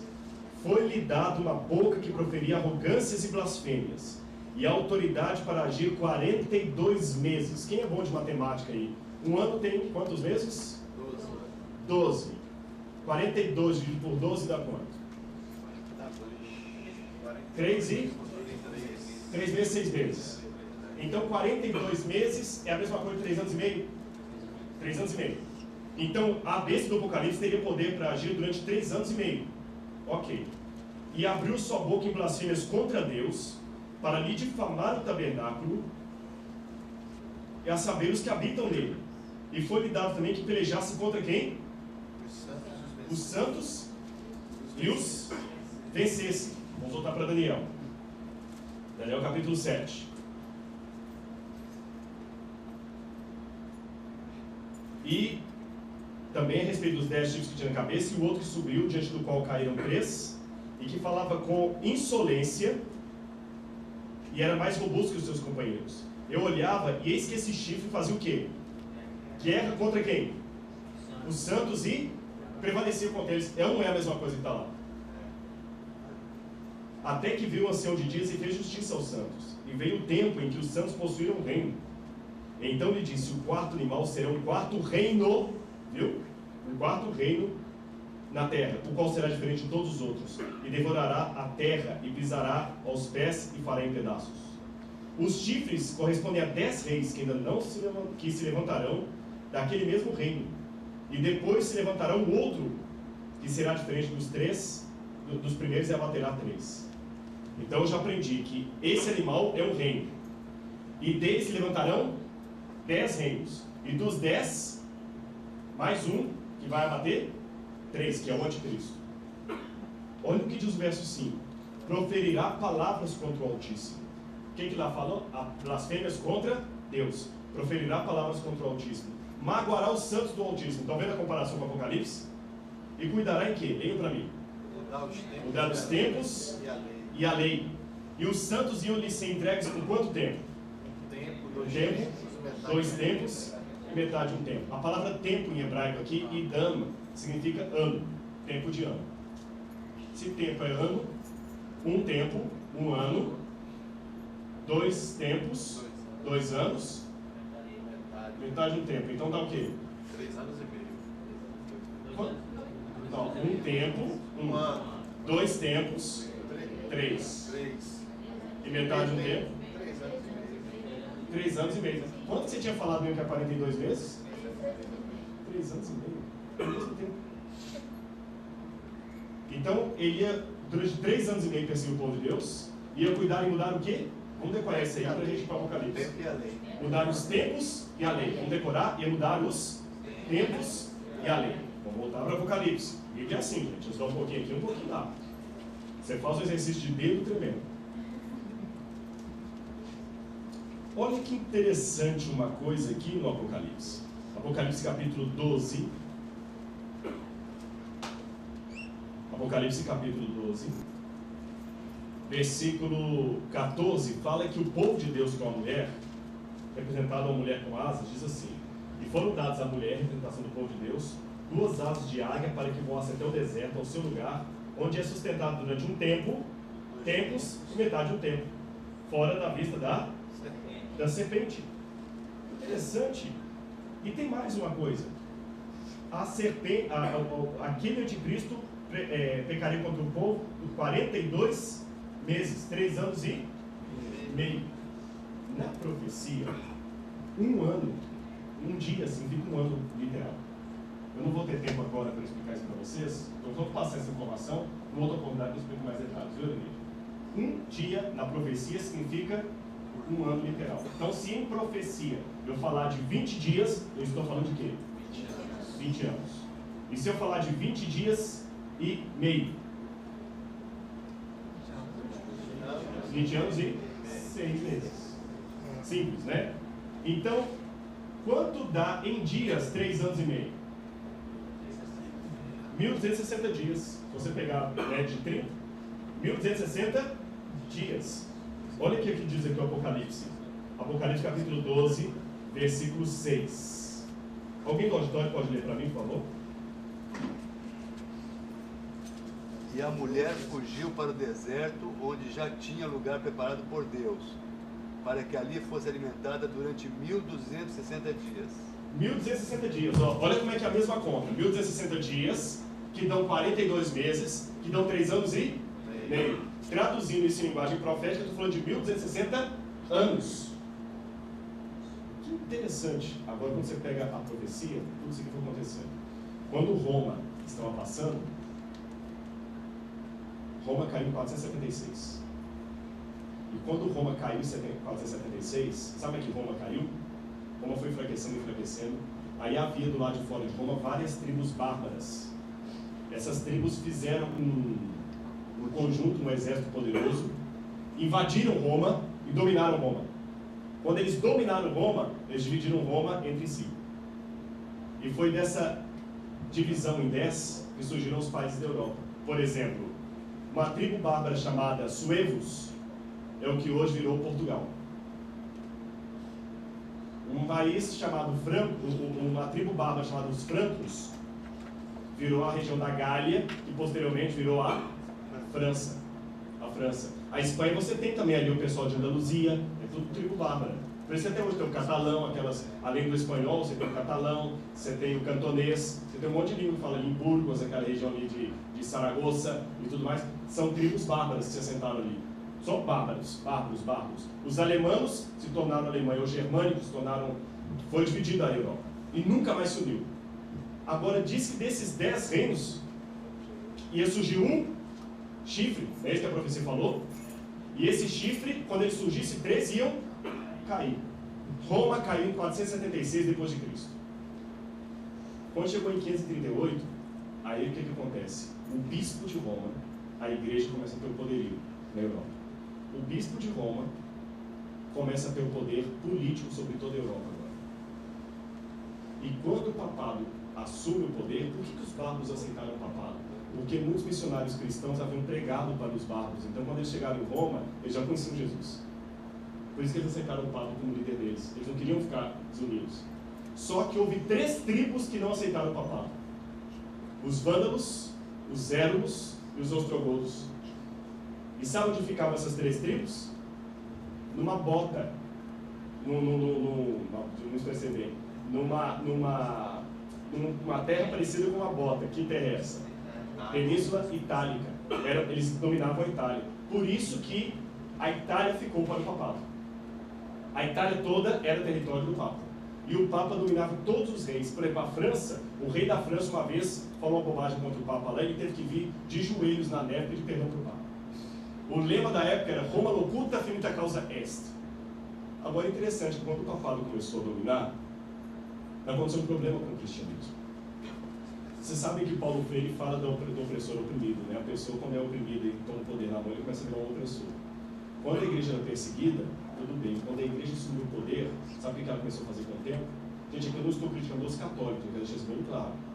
Eu estou falando de um problema do cristianismo. Se a igreja adventista do sétimo dia, que eu faço parte, que é uma pessoa jurídica, tem a igreja adventista, tem 2 igrejas adventistas. Tem a igreja adventista pessoa, você é igreja adventista, você é igreja adventista, você é igreja pessoa, e tem a igreja adventista razão social, ou seja, assim. Aí vamos supor que um pastor adventista, que não representa bem a igreja adventista, cometa um erro tremendo aí, e aí o CGC da igreja fica queimado. Quando eu falo assim, tá vendo? Olha que coisa errada a igreja adventista fez. Você está criticando o quê? A pessoa jurídica. Foi um erro da pessoa jurídica. Você não está falando da pessoa física, que sou eu, que é a igreja. Então vamos dividir a coisa. Quando eu estou falando desse poder aqui, eu não estou criticando o católico, eu estou falando daquela instituição medieval. Aquela instituição, o lema dela era Roma locuta finita causa est. Roma falou, acabou. E extra ecclesia nulla salus, fora da igreja não há salvação. Se você fizesse qualquer coisa contra a igreja, você seria punido. E pasmem, agora que a igreja dominava, sabe o que aconteceu com a Bíblia? Escondida, escondida a Bíblia. E a igreja começou a dominar. Dominou, acabou com 3 países, com 3 grupos, ela ficou. Quanto tempo deveria demorar o poderio? 1260 anos. De novo eu peço a conta para vocês. Isso começou em 538 depois de Cristo. 538 mais 1260 dá quanto? Quem tem calculadora faz bem de cabeça? 1798.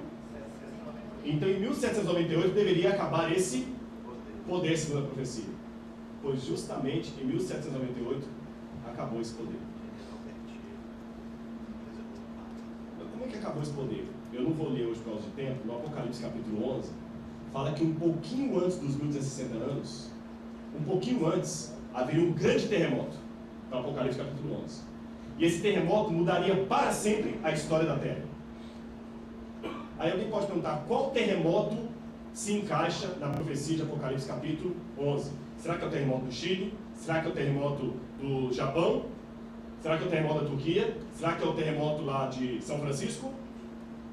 Bom, para eu saber qual terremoto que se encaixa ali, tem que ser um terremoto que aconteceu perto do final, mais ou menos perto de 1700 e quanto?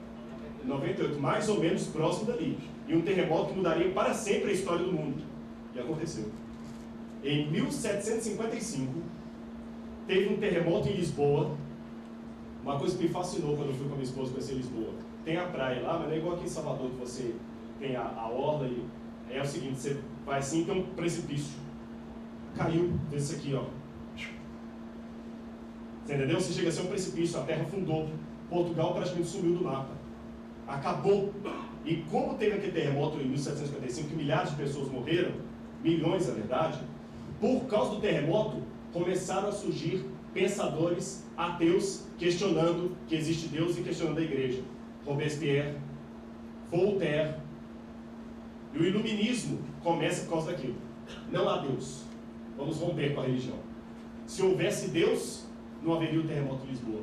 Por causa do terremoto de Lisboa, algumas pessoas começaram agora a escrever contra Deus e contra a igreja. Olha como é que terremoto. Hoje existe evolucionismo, iluminismo e racionalismo por causa do terremoto de Lisboa. Aí esse pessoal começou a escrever, começou a fazer a cabeça das pessoas. Aí na França surge um soberano chamado Napoleão Bonaparte, que envolvido daqueles pensadores, e teve a Revolução Francesa também, ele vai lá em Roma, pega o Papa Pio VI, prende o Papa, e o Papa morre na prisão. Quando o Papa morre na prisão, o que aconteceu com uma das cabeças do animal? Foi ferida de morte. Mas a Bíblia falou que essa ferida foi curada. Durante 3 anos, a igreja ficou sem Papa. E ela não tinha mais o poder da Itália. A Itália se tornou agora um país independente. Mas em 1929, a ferida mortal foi curada, né? Em 1929, Benito Mussolini devolveu para a igreja um pedaço de terra, que a gente chama de Vaticano, e o considerou um Estado independente. O Papa está de novo conseguindo o poder dele, a riqueza dele. Viram a profecia? Mas eu tinha esquecido de um detalhe. E em Daniel capítulo 7, 25, falou que os santos iam ser entregues na mão por um tempo, 2 tempos e metade do tempo, a perseguição da Idade Média. Mas falou uma outra coisa também lá, que ele ia mudar o quê? Os tempos da lei. Ah, não ouvi, os tempos? E a lei. Será que Roma, na sua fase pagã e na sua fase cristã, entendeu que eu digo Roma pagã e cristã? Porque Roma continua até hoje. Será que Roma mudou os tempos? A palavra para tempo aí no hebraico, a palavra é calendários. Será que os calendários foram mudados? Vamos ver. Qual é o último mês do ano? Dezembro?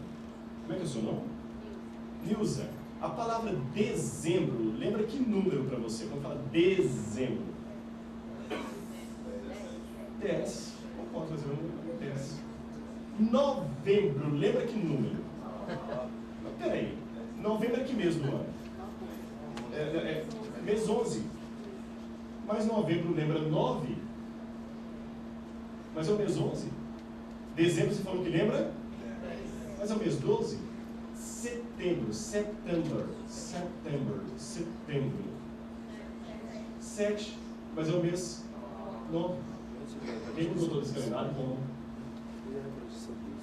Por que o carnaval, cada época do ano, acontece... Cada ano acontece numa época diferente?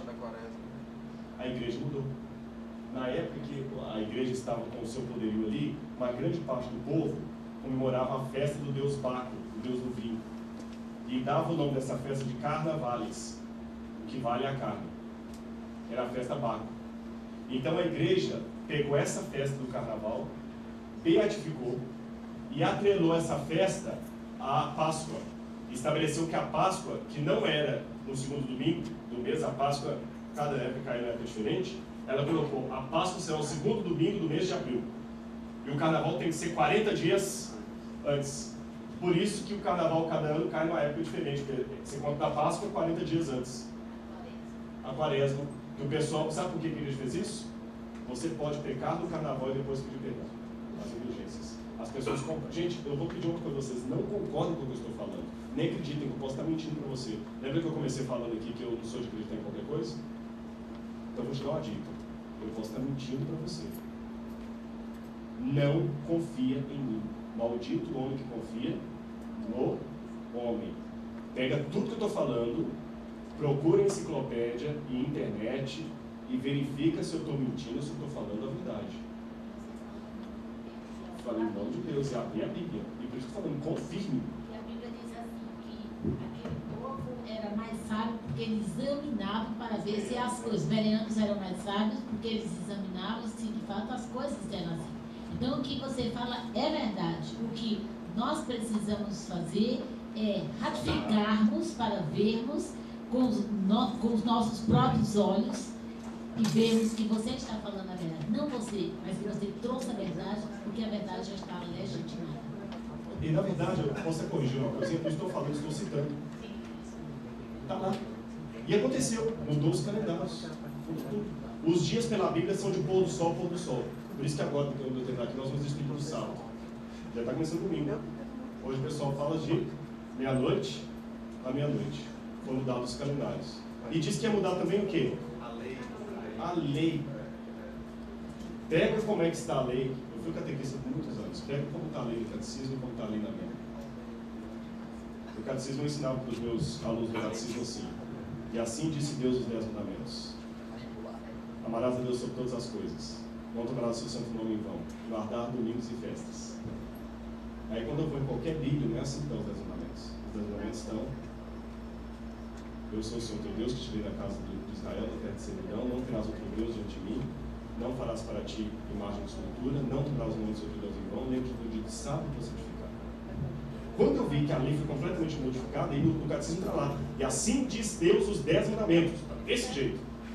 Quando eu vou na Bíblia, cumpriu a profecia. Mudou os tempos e a lei.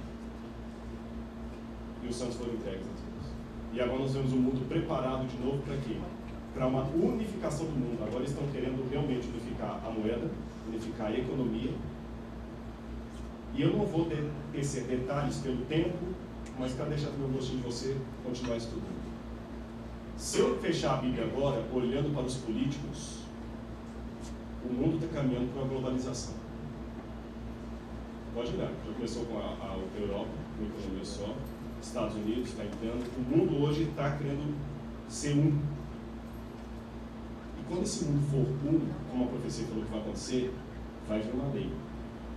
Que ninguém pode comprar ou vender, senão aquele que tem a marca da besta do seu nome. E eu não quero receber essa marca. Porque o Apocalipse fala de um outro selo, de Deus sobre o seu povo.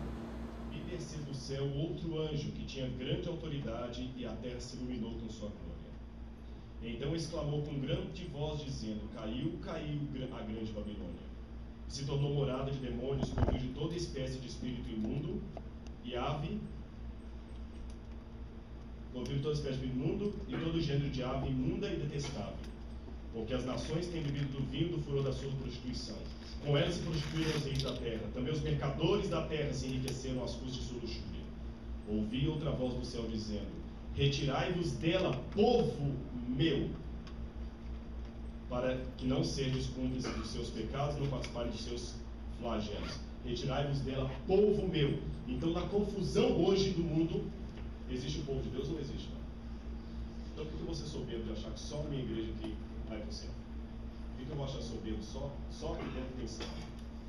Está na Bíblia, espalhado por todo lugar. Povo meu. Entendeu o que eu estou falando? Quem que é o autor desse pronome pessoal aqui? Deus. Sai dela, povo meu. Então, a ordem é dele. E cada um tem o seu tempo de conhecer a verdade e viver pela verdade, porque Cristo em breve voltará. Eu estou cada vez mais convicto disso.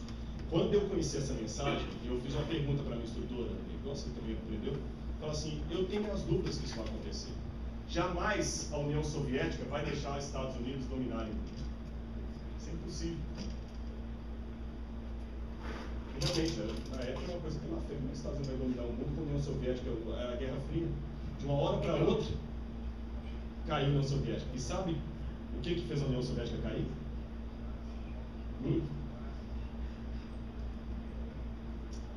João Paulo II, com Ronald Reagan, isso está hoje conhecido. Tem um livro chamado The Keys of This Blood, de Malachi Martin, um jesuíta.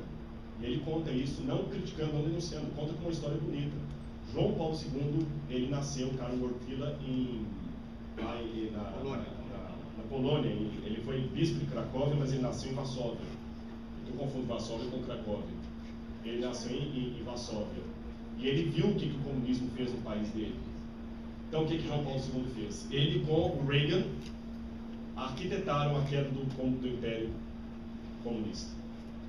Eles colocaram Mikhail Gorbachev lá, com a Glasnost, depois a Perestroika, e de uma hora para outra, a União Soviética era ex.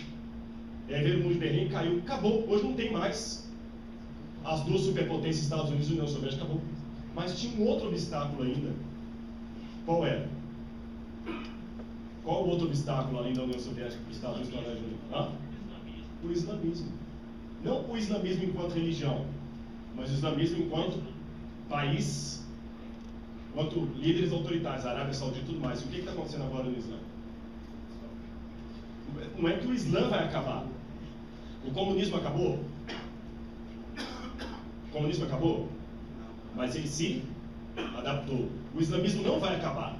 Mas o que está acontecendo agora vai modificar. Agora vai ficar fácil. Quem está por detrás de tudo isso de novo? Estados Unidos. Quem está manipulando tudo? Estados Unidos. O mundo está caminhando para uma globalização, gente. E cada ano a coisa está ficando mais perto, mais perto, mais perto. Ouça os passos de um Deus que se aproxima. Agora, ao mesmo tempo, vou pedir licença aos visitantes para lavar uma roupa suja em casa.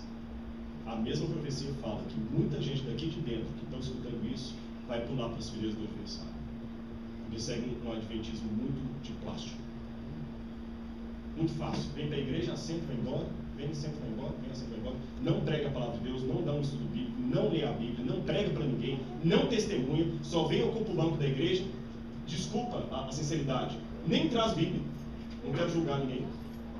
Uma visita não trouxer a Bíblia, está normal. Uma visita. Mas mesmo da igreja tem que entregar as Bíblias. Desculpa, Inês, eu estou falando com muito carinho que eu tenho. Eu acho que essas Bíblias aqui, elas foram feitas para as visitas. Aí quando eu vejo, às vezes assim, tem Bíblia, um monte de gente da igreja levanta a mão e pega a Bíblia. Uma vez que aconteceu que você esqueceu, veio direto do trabalho, tudo bem, eu não estou julgando você, porque isso é um pecado da minha parte, julgar um ser humano. A Bíblia fala, não julgarás. Tudo bem, você esqueceu, veio do serviço direto para cá, tudo bem, pega uma Bíblia. Mas o que eu notei nos anos que eu venho é que às vezes tem pessoas que eles não veem mesmo. Ah, tem lá na igreja. Bíblia é igual escova de dente, cada um tem que ser a sua. Se a Bíblia fosse escova de dente, ela usa da visita. Vamos estudar a Bíblia, pessoal. Vamos ler, vamos pregar. Você está no seu serviço, as pessoas sabem essas coisas que eu estou contando aqui. As pessoas onde você mora sabem que você está esperando Jesus voltar. E eu quero terminar aqui dizendo apenas uma coisa. Que uma vez alguém falou comigo assim, eu fico com medo que vocês crentes ficam empurrando demais a doutrina de vocês nos outros. E um adventista que estava perto, falou assim, por isso que eu tenho medo de falar, para não dar essa conotação que você está querendo. Aí, como estava numa situação de casamento, eu perguntei assim, deixa eu perguntar para você uma coisa, você vai se casar com ele. O rapaz era adventista, ela não, essa situação. O rapaz é adventista, ela não. Os dois iam casar e ele estava resolvendo uma situação delicada ali. E ele não queria pregar para ela com medo de passar essa imagem de forçar. E ela falou, por que vocês falam tanto? Eu falei assim, vocês vão se casar, vamos. Lá no seu serviço, todo mundo sabe que você vai casar? Claro, claro. Ela respondeu, por quê? Eu já mostrei meu vestido, como é que vai ser, já mandei convite para todo mundo, por quê? Porque é uma coisa importante na minha vida, meu casamento. Eu falei, então vamos mudar a coisa, vamos supor que você fosse se casar e você descobrisse agora que ele é o seu noivo. Lá no serviço dele, ele fez segredo do casamento dele. Ele procurou casar num feriado, para que ninguém ficasse sabendo, de maneira mais discreta. Ele não entregou convite para ninguém. Vamos supor que você vai lá no convite no serviço dele e ele nem te dá a mão para o pessoal não perceber que você é a noiva dele. Vou piorar. E quando você começa a conversar lá, ninguém nem sabe que ele vai se casar semana que vem. Ela olhou para ele e falou assim, ai dele se ele fizesse isso. Se ele me ama, ele tem que falar para todo mundo. Eu falei, bingo. É isso que eu precisava. Se eu amo Jesus e a volta dele está para acontecer, e eu não comento com você que ele vai voltar, alguma coisa está errada comigo. Entendeu o que a gente fala? Não é que eu estou querendo socar minha religião, minha doutrina em você, não. É porque isso é tão bom que se eu ficar calado, eu estou doente. Se eu sou um homem casado com a Bislier, que eu amo e admiro tanto, e ando sem aliança, escondendo no bolso, se vocês me viram um dia fazendo isso aqui, eu estou doente, não é nem, eu nem sou adulto, eu sou louco. Então tem gente que faz isso com Deus. Ele parece que tem vergonha. Ele vai casar e não dá convite para ninguém. Ele nem comenta com ninguém. Ele não convida os amigos dele para o casamento dele. Ele não vai casar, ele está com vergonha. Tem casa, vai casar. Não teve já que a gente está marcado aí para fazer o casamento? Ele não ama mais, né? Pastor, você vai fazer, tem que fazer. Todo mundo está sabendo, está tudo combinado. A pessoa não, nem casa vai casar com Luísa, ou então amanhã, André vai. Ninguém está sabendo. Se é uma coisa importante, você comunica. Então, quando Jesus vai voltar, isso é importante, comunica. Eu comunico primeiro que eu amo. Em segundo lugar, sabe o que eu comunico? Eu comunico primeiro que eu amo. Então, eu vou me casar, por isso eu falo, eu amo tanto a ela, que eu quero falar com você que eu vou me casar. Está correto, eu amo tanto a ela. Eu não amo ela. Agora, eu vou falar uma outra razão pela qual eu tenho que comunicar. Vamos dar um exemplo agora, vamos falar de casamento. Você é engenheiro. Você sabe que a estrutura disso aqui tudo vai cair e vai soterrar. Você sabe com precisão. E vai mesmo? Eu não sabia. Você sabe com precisão. E tem um monte de família morando ali embaixo. E você não fala nada. O que você é? Eu acho pior, você está sendo igualzinho, você é assassino. Você é assassino. Responsável pela morte do outro por não ter avisado. Agora se coloque uma situação, você está ali embaixo no churrasco, está tendo uma festa. E você sabe que ele vai cair. Se você chegar no meio do churrasco e falar para todo mundo, ninguém vai acreditar. Vai ser um negócio, mas ao mesmo tempo você vai encontrar um meio de quê? Falar só assim, pessoal, depois do churrasco, eu queria reunir todo mundo aqui, eu tenho uma coisa muito importante para fazer. Você vai dar um jeito, porque você sabe que é uma coisa muito importante. Por isso a gente convida vocês, vão estudar a Bíblia, vão conhecer, que é uma coisa muito importante. Se eu não falo, eu estou demonstrando duas coisas, que eu não amo Jesus e eu não amo você. Eu sou um assassino. Como eu não quero ser assassino, nem negar meu amor por Jesus, eu estou pregando, ele vai voltar. Mas tudo isso que eu falei com vocês é apenas uma introdução de grandes coisas que você pode e deve conhecer na palavra de Deus. Porque é a sua vida que está em jogo. Aqui não é receita de bolo que você pode comer ou não comer. A sua salvação não está vinculada a você conhecer ou não essas mensagens e se posicionar diante delas. Omissão ou colocar-se neutro já está em oposição. Eu só dei o primeiro capítulo de uma novela. O resto é com você e Deus. E as pessoas que estão aí para te ajudar. Amém? Vocês ficaram tão caladinhos, tão netinhos. A gente não sabe se o silêncio fica com concordância, cansaço, mas a gente falou, viu? Gente, muito obrigado pelo carinho. Eu avancei bastante mais do horário que eu devia, mas sabe quanto tempo vocês aguentaram? 2 horas e meia de aula. Uau! Que alunos vocês são? Se der, eu queria levar todo mundo para o NAS para serem meus alunos lá na faculdade, viu? Eu não ia ter dor de cabeça para dar aula para vocês. Tudo quietinho, tá certo? Mas muito obrigado pelo carinho. Se alguma coisa aqui faltou, não ficou didática, eu peço desculpas a vocês. A minha intenção é passar a vocês aquilo que a gente conhece de real da palavra de Deus, que não é fábula, não é mito, é uma história real. E agora eu quero orar por mim e por você. Tá bom? Vamos ficar em pé? Eu gostaria mais uma vez, em nome de todos que fazem parte dessa comunidade, agradecer em primeira instância ao Senhor, nosso Salvador. Porque todas as coisas boas, toda boa dádiva vem dele, do Pai das Luzes. Então, se você está aqui hoje, nós oramos para que isso acontecesse. Sua viagem foi marcada para vir amanhã. E eu fui para o Cevisa. E lá eu pedi a Deus, Senhor, tu sabes que a gente precisa. E o Senhor foi lá e disse, ele. E ele está aqui porque Jesus quis que ele estivesse. Então eu quero agradecer ao Senhor por isso. Cada vez que você... Desculpa aí que eu queria só dizer assim. E saiba, gente, quando tem visitas aqui, eu quero falar uma coisa com muito carinho com vocês. Eu digo visitas, uns ou são que eu quase não vi aqui. Eu não lembro de ter visto vocês aqui, você acha que eu já vi. Deixa eu falar uma coisa com muito carinho, desculpa ter me interrompido, gente. Não basta a mulher de César ser honesta, ela tem que aparentar honestidade. A Arineide sabe, e isso eu falo aqui, sabe por que eu vim? Porque eu tenho um respeito muito grande por vocês. Assim, vocês são criaturas de Deus, são filhos e filhas de Deus. Eu não vou falar para me exaltar nem nada. O Senhor conhece com que espírito eu estou dizendo isso aqui. 3 noites passadas eu estou tendo que dormir 1 ou 2 horas da madrugada. O Luciano viu hoje no carro como é que eu estava cochilando, preparando materiais. Eu estou fazendo um doutorado, um segundo doutorado na USP. Estou fazendo programa de TV, estou dando aula, estou fazendo um monte de coisa e viajando. Eu só vou poder estar em casa no final de semana, no final de abril agora. Semana que vem eu já estou em Belo Horizonte. Eu chego lá em São Paulo, domingo à noite, um carro pega a minha esposa para ir para casa, eu vou para Jacareí, para ficar até quarta-feira gravando 15 programas. Na TV Novo Tempo. Canal 17. Por que então que com tanta agenda a gente vem para cá e não vem com dinheiro? Isso aqui não é com salário que eu venho, meu salário é como professor universitário. Sabe por que eu venho? Porque Deus colocou no meu coração, se essa mensagem é tão bonita, você tem que pregar. Então eu venho porque você também deve ser visível, porque eu não lembro de ter visto aqui, porque você é importante para Deus. Então, por favor, no que eu falei aqui, se eu falhei em alguma coisa, se eu incomodei em alguma coisa, pega como um presente, é com muito carinho que eu falo isso, mas ao mesmo tempo é para incomodar sim. Eu estou querendo incomodar, eu quero que isso aqui fique com a pulga atrás da orelha. Você vai orar para Deus não deixar vocês em paz. Inclusive, os meus alunos que eu conheci de Santa Catarina agora, eles já diziam que me conheciam já, né? Eu acabei de conhecê-los, para que vocês continuem estudando a Bíblia aí e entendam essa mensagem, porque isso vale a pena, tá certo? Não vim aqui por dinheiro, não vim por status, nem por falta de trabalho, mas o dia que eu não puder falar isso aqui, eu estou doente, doido ou morto. Então é com muito carinho, porque Deus ama vocês. Eu vim mais por vocês do que pelo pessoal da igreja. O pessoal da igreja está careca de me ver.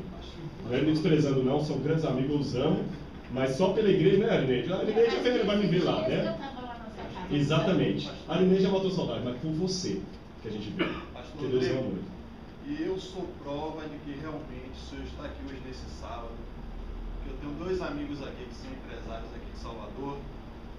E ele está estudando o grande conflito há 15 dias. E essa semana eu parei 2 horas para tirar algumas dúvidas com ele e não consegui tirar tudo. Mas hoje de tarde, quando eu disse a ele que o senhor estaria aqui, falando só sobre Daniel e Apocalipse, ele veio e eu disse, ele fez assim: eu posso fazer pergunta? Posso. Se você tiver dúvida, você pode fazer sua pergunta. E ele não quis fazer pergunta nenhuma, porque o senhor, Deus usou o senhor. Amém. E o senhor explicou Daniel e Apocalipse de maneira maravilhosa. Então ele é aquele. Hã? Ele é aquele. É aquele mesmo, é ele. Se ele é eu, né? É aquele, é aquele. Assim, se é ele, é eu. Veio ele e veio o pai dele. Prazer em conhecê-los, viu? Depois eu vou comentá-los aí fora. Desculpa ter interrompido, mas eu queria falar isso aqui para vocês. A Arineide já me conhece, ela é psicóloga, eu sou muito transparente no que eu sinto. Quando eu gosto, eu gosto, quando eu não gosto, eu não gosto. Né? Quando eu elogio, então eu estou falando com muito carinho disso aqui para vocês. Levem que eu não tenho dinheiro. O que eu tenho é as coisas que Deus colocou na minha cabeça. Esse presente eu dou para vocês. O meu conhecimento eu estou passando para vocês e com a glória de Deus. Amém. Tá bom? Você é um príncipe, portanto você é muito rico, porque você é filho do rei. É só um pouquinho mais que nós estaremos no rei. Certo? Olha, muito obrigada por sua presença. Que bom. Certamente Deus queria que o pastor Rodrigo estivesse aqui e por ele está. E eu quero dizer, louvado seja o nome do Senhor por isso. Obrigada. Sei tudo isso. Sei a sua dificuldade. Antes de você chegar aqui, não tinha ninguém para cantar. Todo mundo chegava assim, canta não. Eu digo, vou contar a experiência do pastor Rodrigo. E aí comecei a contar. Não foi aqueles que estavam aqui. E olha, eu quero dizer assim, que você é um homem de Deus. Amém.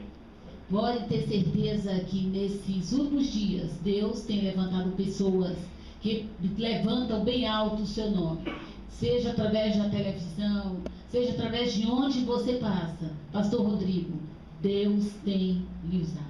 E é por isso que nós queremos tanto que você venha aqui. Não é pelo seu título, é porque você é um servo, um amigo de Jesus.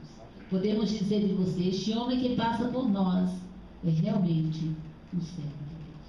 É por isso que nós queremos tanto que você venha aqui. Viu? Muito obrigada por ter vindo. Muito obrigada. Obrigado a vocês também. Ele está pedindo que ore. Aproveito e convido para que sábado, às 9h30, nós teremos aqui um grupo, 9h30 da manhã, nós teremos um grupo da nossa faculdade de Cachoeira, um grupo musical, uns jovens maravilhosos, estaremos fazendo uma programação linda aqui, e você é nosso convidado especial, também aqui estaremos estudando a palavra de Deus.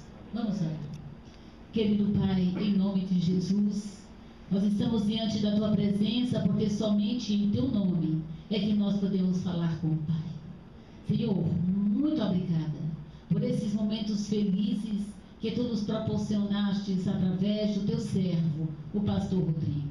Sabe, Senhor, se o nosso coração fica tão feliz ao vermos alguém que é teu amigo e que fala de ti. Imagine só a alegria que nós teremos quando muito em breve, e é só um pouco mais, e nós veremos os céus se rasgarem e assentado nas nuvens Jesus com poder e grande glória, e nós então escutaremos dos teus lábios: vem, entra para o reino que está preparado desde a fundação do mundo. Senhor, tu irás nos coroar, mas a coroa é tua. Tu apenas vai nos dar o presente que não é nosso. É tua a coroa, que nós seremos coroados. Porque tu vencestes por nós e queremos que tu venças em nós. Pai, nessa tarde, tantas verdades lindas, maravilhosas, eternas foram proferidas. Na verdade, aqui foram proferidas as tuas palavras. É por isso, Senhor, que as tuas palavras, elas não voltam vazias. Então, Senhor, incomoda. O Espírito Santo toque no coração de cada pessoa. Que todos possam sentir o desejo de conhecer mais e mais a Jesus.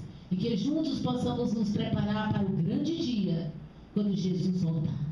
Enquanto esse dia não chega, dá-nos o teu Espírito, dá-nos o teu poder e ajuda-nos a buscarmos dia após dia, andarmos com Jesus, porque a vida sem Jesus não tem sentido.